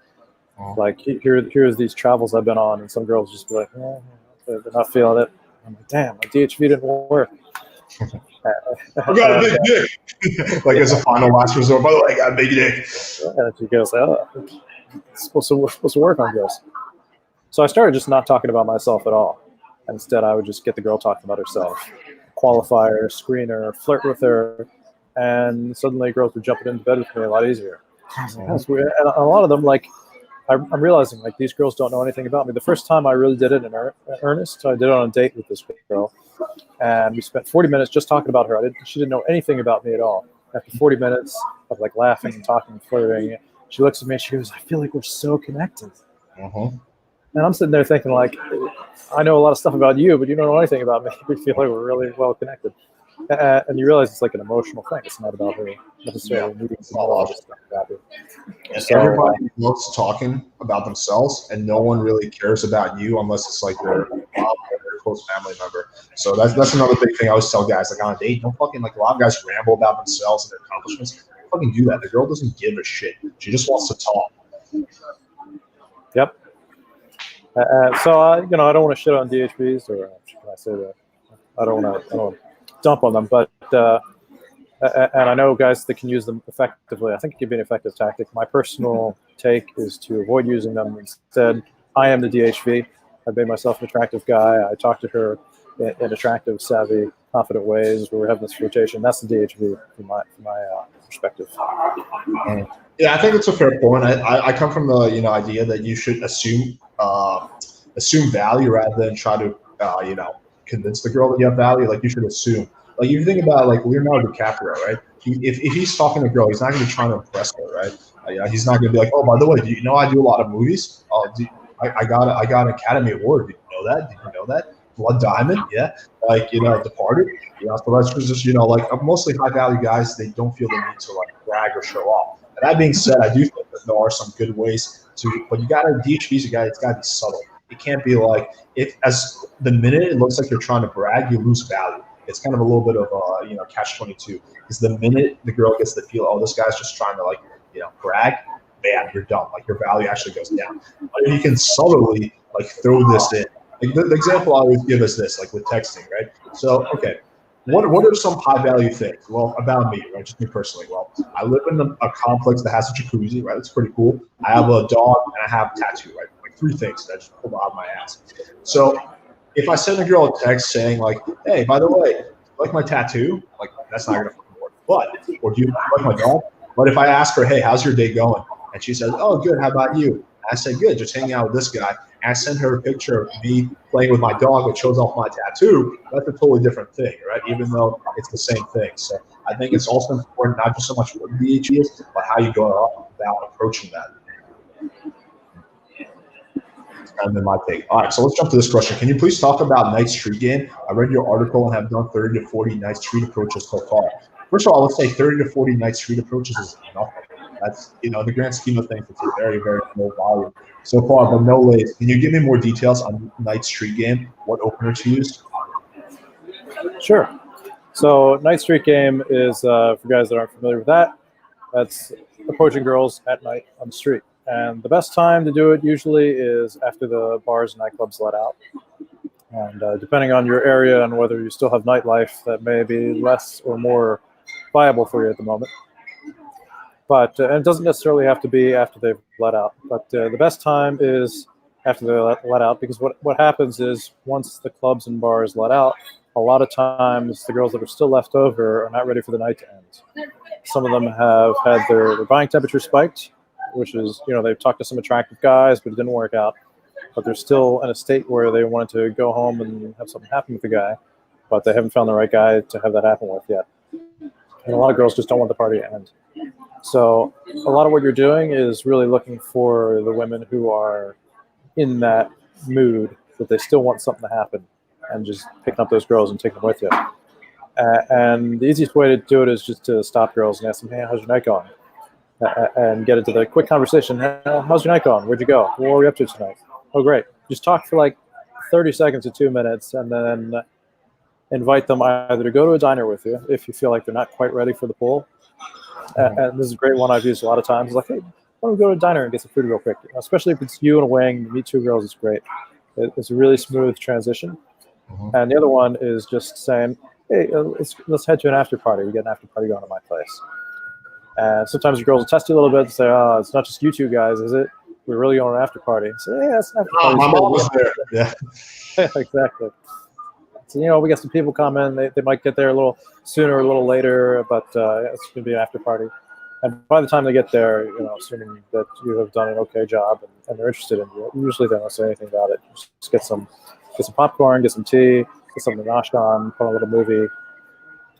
Get the one girl in the one room with the one guy, and take the other girl with you. Now, if you're by yourself, it can be a little bit harder because a lot of girls are not alone on the street, but sometimes you can pick up the two girls and take them with you, and if it's cool, the one girl will let the other girl sneak off with you, and she'll just fall asleep, take a nap, she's pass out, she's a little bit drunk.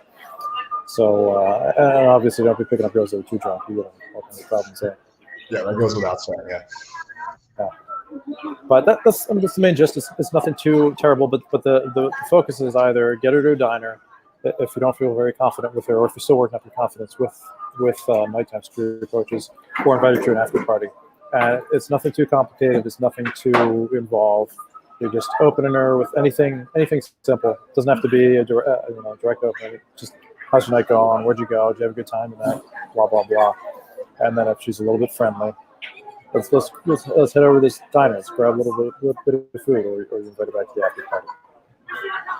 Yeah. So I agree with pretty much most of what you said. I'm not a big fan though of the after party. I mean, it can work for sure, the after party. I just find that for guys who are advanced, it's fun. But for guys who are beginners who don't have that sexual intent to the interaction, like some girls legitimately will be like, oh, after party, okay. And they get there and it's just like a few guys hang out. And then because that guy didn't have sexual undertone, like the whole thing, I've just seen this time and time again. Personally, what I like to do, and I credit to John Anthony for this. I don't know if you're familiar with him or not, but like, hey, let's go rip some shots at my place. You like tequila, or what do you drink? She's like, yeah, I actually like vodka. I'm like, you're in luck. We got some goose. We got the goose that is gray. Let's go, rip some shots at our place real quick, and then we'll come back, right? I found that works, pretty well. Right? So it's a little bit of it's a subtle difference, but I think it's for beginner and intermediate guys, it can make a difference. Let's go to the next question. How do you go about showing enough sexual interest that a girl doesn't see you in a platonic way as a friend, but not so much that she feels like you put her on a pedestal and gave your power away? Okay, fair question.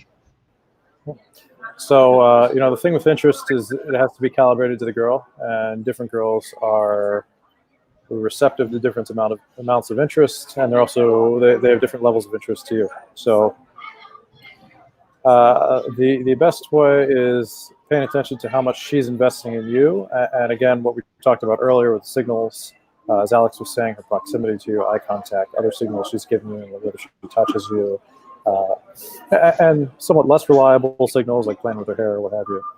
But paying attention to these signals, the more she's giving you, the more you can show interest in her. If she's leaning in is another big one, versus leaning back, which is the position of her body. If her arms are crossed or open, if her legs are crossed or open, if her body is tilted more towards you or more away from you. So you're paying attention to these signals. The more this interest she's giving you, the closer, the more open, the more into you she is, the more interest you can show back in her. The less of that she's showing, the less you can show. So you'll see some guys, and it's a very clear image that you can have in your head. So imagine a girl whose body is pointed away from you, and her arms are closed, and she keeps looking away and looking off to the side, and you're leaning in trying to show a lot of sexual interest. You're touching her. She's not reciprocating. It feels very clearly that you're chasing her, right? You can feel that. Even if you're not very experienced, you can feel that. Whereas if she is leaning into you and she's hanging off your every word, staring at you, her body is pushed up against yours, you can feel that she's showing a lot of interest in you, and you can safely show a lot more in her and just have it be simply just reciprocating what she's already showing you. So a lot of this is matching to what she's showing you. And if you're a little bit unsure, you can basically just take the level of interest that she's showing you and show just a little bit less and what she's showing in return for reciprocation. And you can invite women to show interest in you. You can put her hands on you, or tell her to give you your hand, or do things like that, or tell her. You can specifically tell her, hey, you're a little bit too far away. Move closer. I feel like I'm trying to talk over a canyon to get to you. It feels like there's a gulf between us. Just have her move closer. Get women to do stuff like that, and then when they comply and they move closer to you or invest more, then you can show more interest in them as a reward. Watch me. But those are the main ways. Just reciprocate the interest she's showing, or get her to do stuff and reward her with interest. Yeah, to kind of add on that, this is the way I kind of look at it. I look at it at a 3-tier hierarchy. So first level, you have the guy who cannot show intent, the guy that's getting friends with, right? He just cannot communicate sexual intent. Then you have that guy 2 years from now who realizes that he's been fucking up and has been getting friend zoned. So now he has to show intent very explicitly, like, hey, I think you're cute. I want to meet you. Like, hey, you're really hot. I want to take you home, right? And that's a lot better than the first level. But that's not still ideal. The next level above that, generally speaking, is when you can show intent more implicitly, like with your eye contact, your body language, some of your verbals, right? But it's not direct. So I think that's the level you want to get to. But sometimes in order to get to that level, you have to go too far to the other extreme. Like if you're the shy guy who can never show interest or intent, you have to, go in the other direction and be like super, just get over your fear of showing, your desire for a girl. And once you can do that consistently, if you can force yourself to go out, I don't know if you've heard of this, the demonic confidence challenge, right? It's 21 days of progressive, desensitization, and you're doing like day 1, you're going up to girls and saying, hey, what time is it? Day 15, you're going up to girls and saying, hey, do you want to fuck, right? So it's just like progressively desensitized. But if you can do that, then you're going to have a lot easier time meeting someone in the middle, just generally speaking, with the best, approaches. Yeah, it's the asshole thing. Too nice of a guy, you got to go through the asshole phase before you're ready to be the chill, relaxed, yet firm and assertive guy. Yeah, for sure. Chase, what should I do differently if I'm looking for a wife? I've dated multiple girls before. It's tiring. I don't have that much free time. Well, you got to be screening. So there's an article on GirlsChase that I would recommend you read if you haven't already. It's I think it's how to find a wife and mother, or what to look for in a wife and a mother. Just search for girlschase.com, wife and mother, and you'll find it. But you should be screening specifically for it. And ideally, your game is already optimized for the kind of girl that you really like. And at this point, it's just picking the best of the bunch. My suggestion, I've always found that I find the best quality girls that I'm going to get when I'm meeting a lot of women. And I can easily pick from the selection that I'm getting. And you don't have to be maintaining a lot of ongoing relationships. You can just be going on a lot of dates, having a bunch of one-night stands, and then when you finally get a girl that you really like, just hang on to her.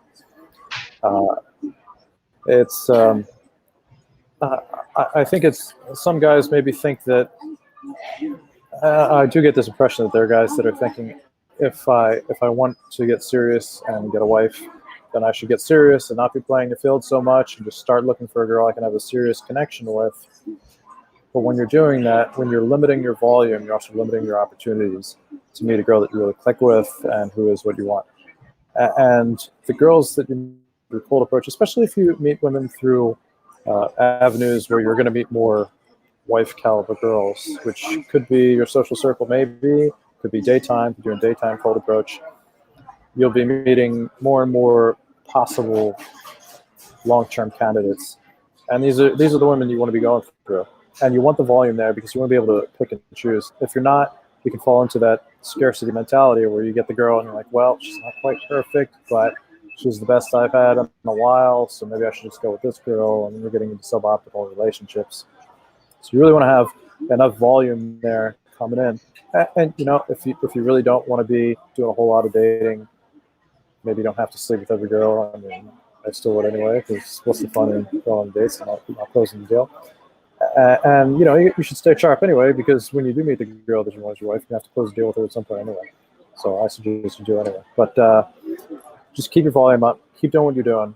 It's not really that different, except do focus on areas where you're meeting higher caliber girls, the kind of girls that you want as long-term relationships. And if the places that you're looking right now are not producing that nightlife or possibly online. I mean, I guess there could be some online sites that are better for long term, but Oh, dude, for sure. Like I have, my aunt is 50 years old. She met her, the guy that she's seeing from online. My cousin, she's like Jewish and like conservative. Like she met her, Jew love interest from fucking online. Like so, it's just like online has this misconception that like it's it's only hookups, right? But it's a whole spectrum. There's some people who want to just have a one night stand. Some people who want to get married and everything. Yeah, and so as you're going about it, just pay attention to the specific areas where you are meeting the women who are the most consistent quality of woman that you want to have as a spouse. When you're finding that, just focus on that area.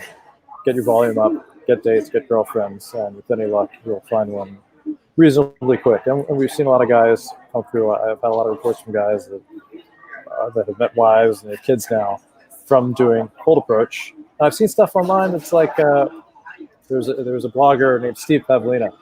He used to have a blog up. I don't know if he still does. He was a famous blogger. He had a thing saying, I've never heard of a guy that met his wife through day game. I know a bunch of guys who have. A bunch of guys with wives, kids. It happens, but you got to be going out and doing it, getting the volume, get the dates up. Yeah, I think your point about abundance is huge because most guys, not 95% of guys, they're picking their long-term partners from scarcity. It's like, well, my options are either marry this chick or jerk off for the next 5 years, right? That's not the frame you want to be in because then you're going to make bad decisions. You want to be picking like where I can get laid without a problem because I have all these chicks. This is the one girl that I actually really enjoy spending time with, right? For reasons other than sex. Like she's trustworthy, she's loyal, she's smart, like she brings lots to the table. I just think I was watching one of your interviews where you're talking about how like for you, like you want a girl who has a master's, right? That's like a thing for you. Yeah. Yes. I like smart women. Yeah, me too. That's a good screening tool for me. Smart and ambitious. Yeah, although I would make the argument that nowadays, like a master's really doesn't mean shit because like the college now doesn't really help you that much. But yeah, I understand the underlying reasoning behind it. And I also like smart chicks as well. But I guess like the point I'm trying to make is that when you're picking from abundance, you can look for those things. Like for example, if you look at I've been in I would say 4 real relationships in my life. Like depends how you define real, but chicks who my family knows about blah blah blah.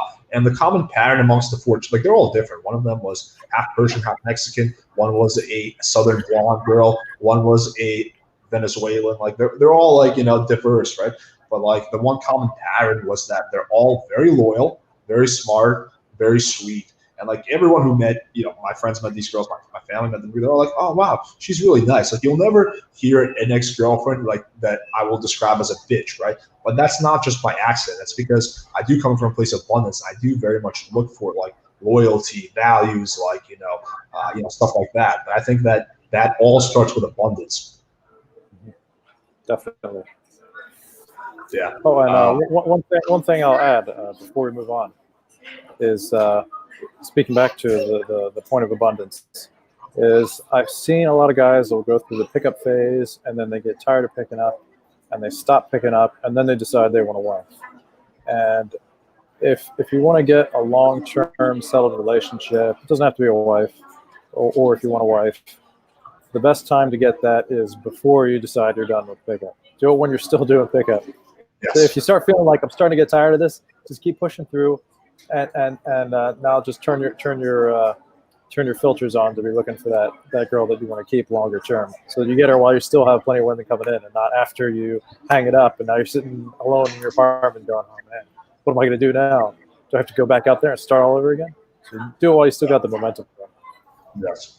I mean, for sure. I think the bigger reason why I see a lot of guys get burned out with pickup is not even so much the game, it's how they're approaching the game, right? So, like, to give this is an example I commonly give. Like, I see the guys who or not see because I never go to clubs, but like guys, they don't like clubs. They go to clubs 5-6 nights a week. They're there for 4 hours. They don't drink. They look miserable. They're not rolling. They're just at the club, and they're just like mass approaching, getting mass rejected once every 2 weeks. They're pulling a chick back and banging her. It's usually a one-night stand. but like they're not happy and they're doing shit that they don't like to get laid, and they're miserable and they get burned out on pickup, right?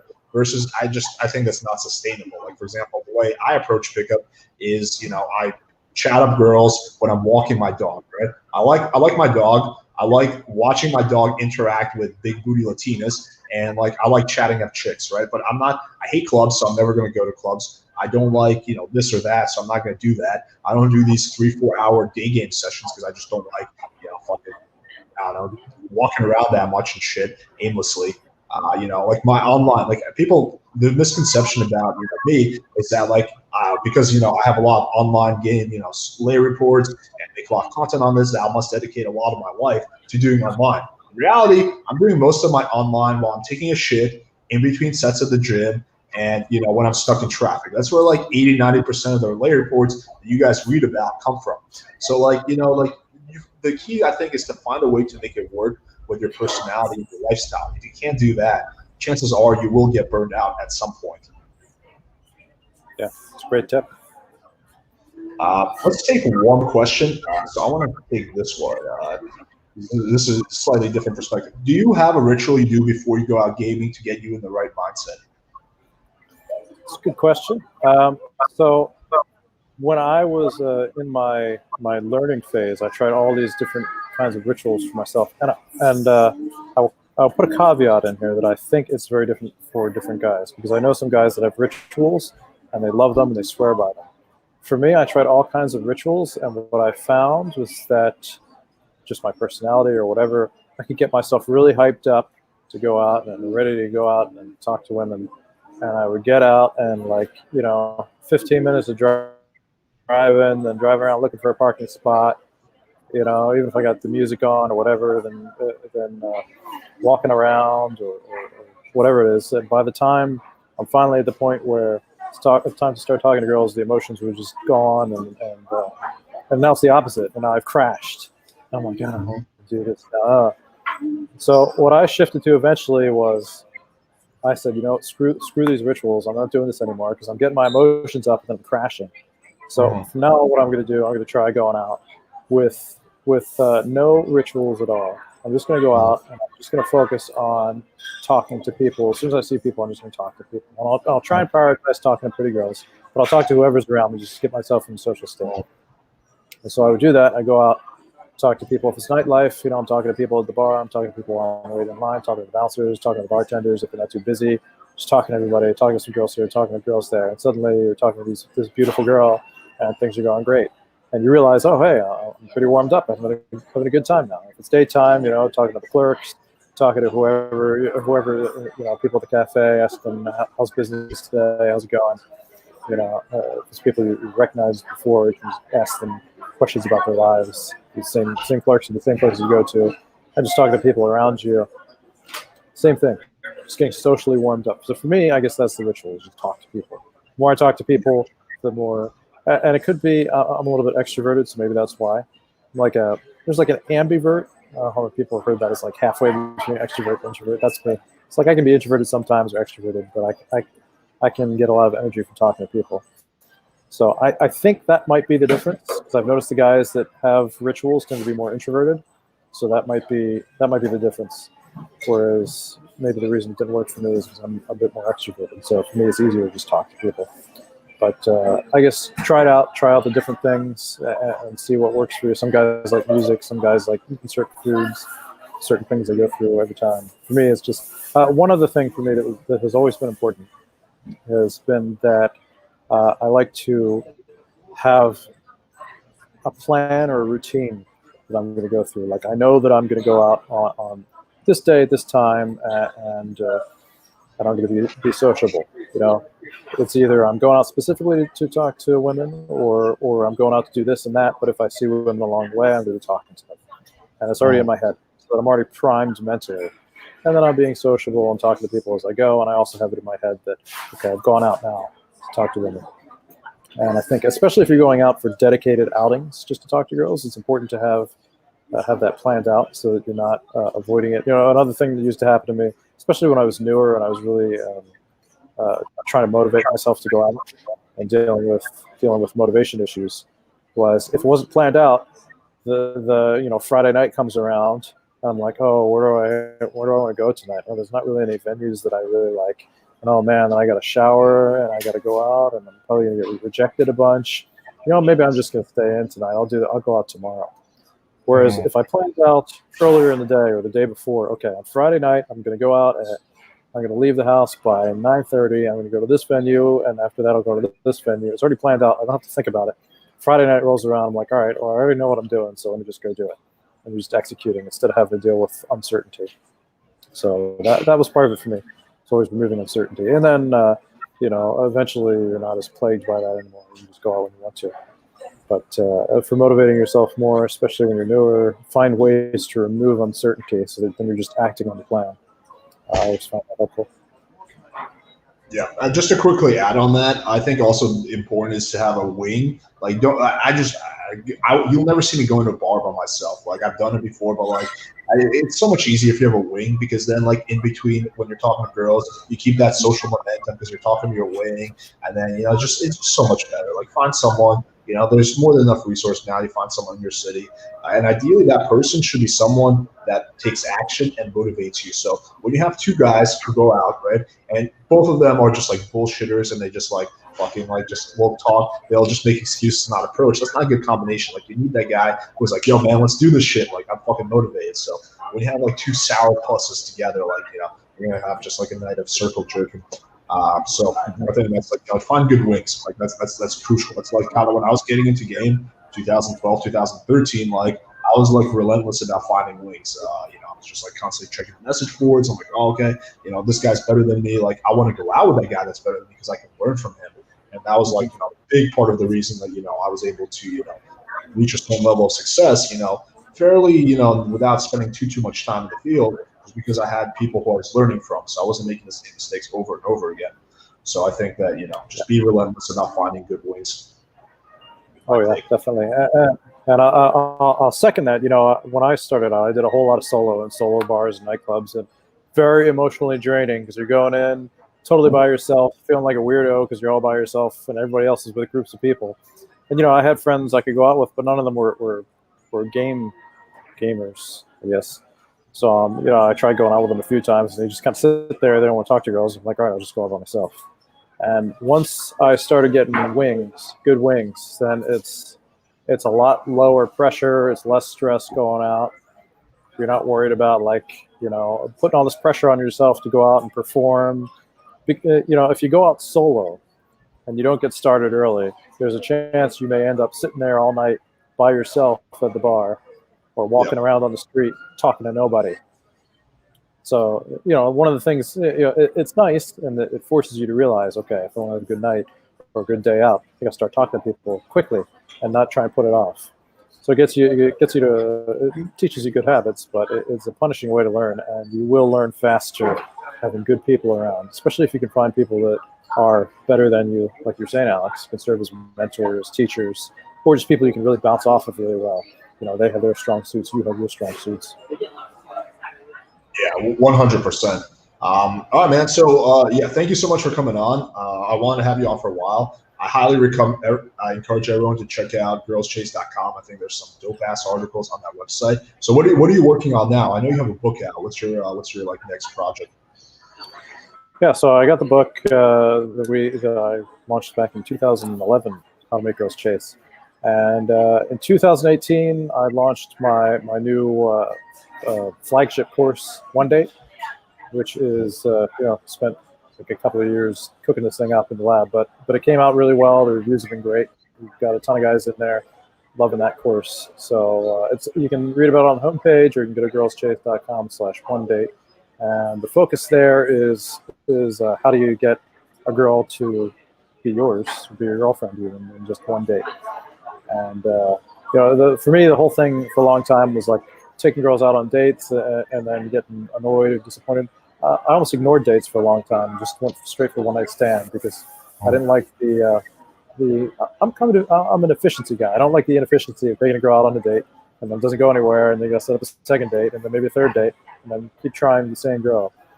But once I figured out, if you follow certain patterns, you can make it all happen on one date, then it becomes a lot more of an attractive prospect to get girls out on dates and then just get together with them on one date. And one of the things that you realize is that different girls need different things, and if you can figure out what the girl needs on the date, then you can give that to her, and you can move things along a lot faster. So that's the focus of the course, figuring out what she needs and then giving it to her so that you can give her the date that she needs to get together with you on one date. So that's GirlsChase.com/one-date. And we got a couple other things coming out. So I've got a course on charisma and a course on touch and another course on building a bachelor lifestyle.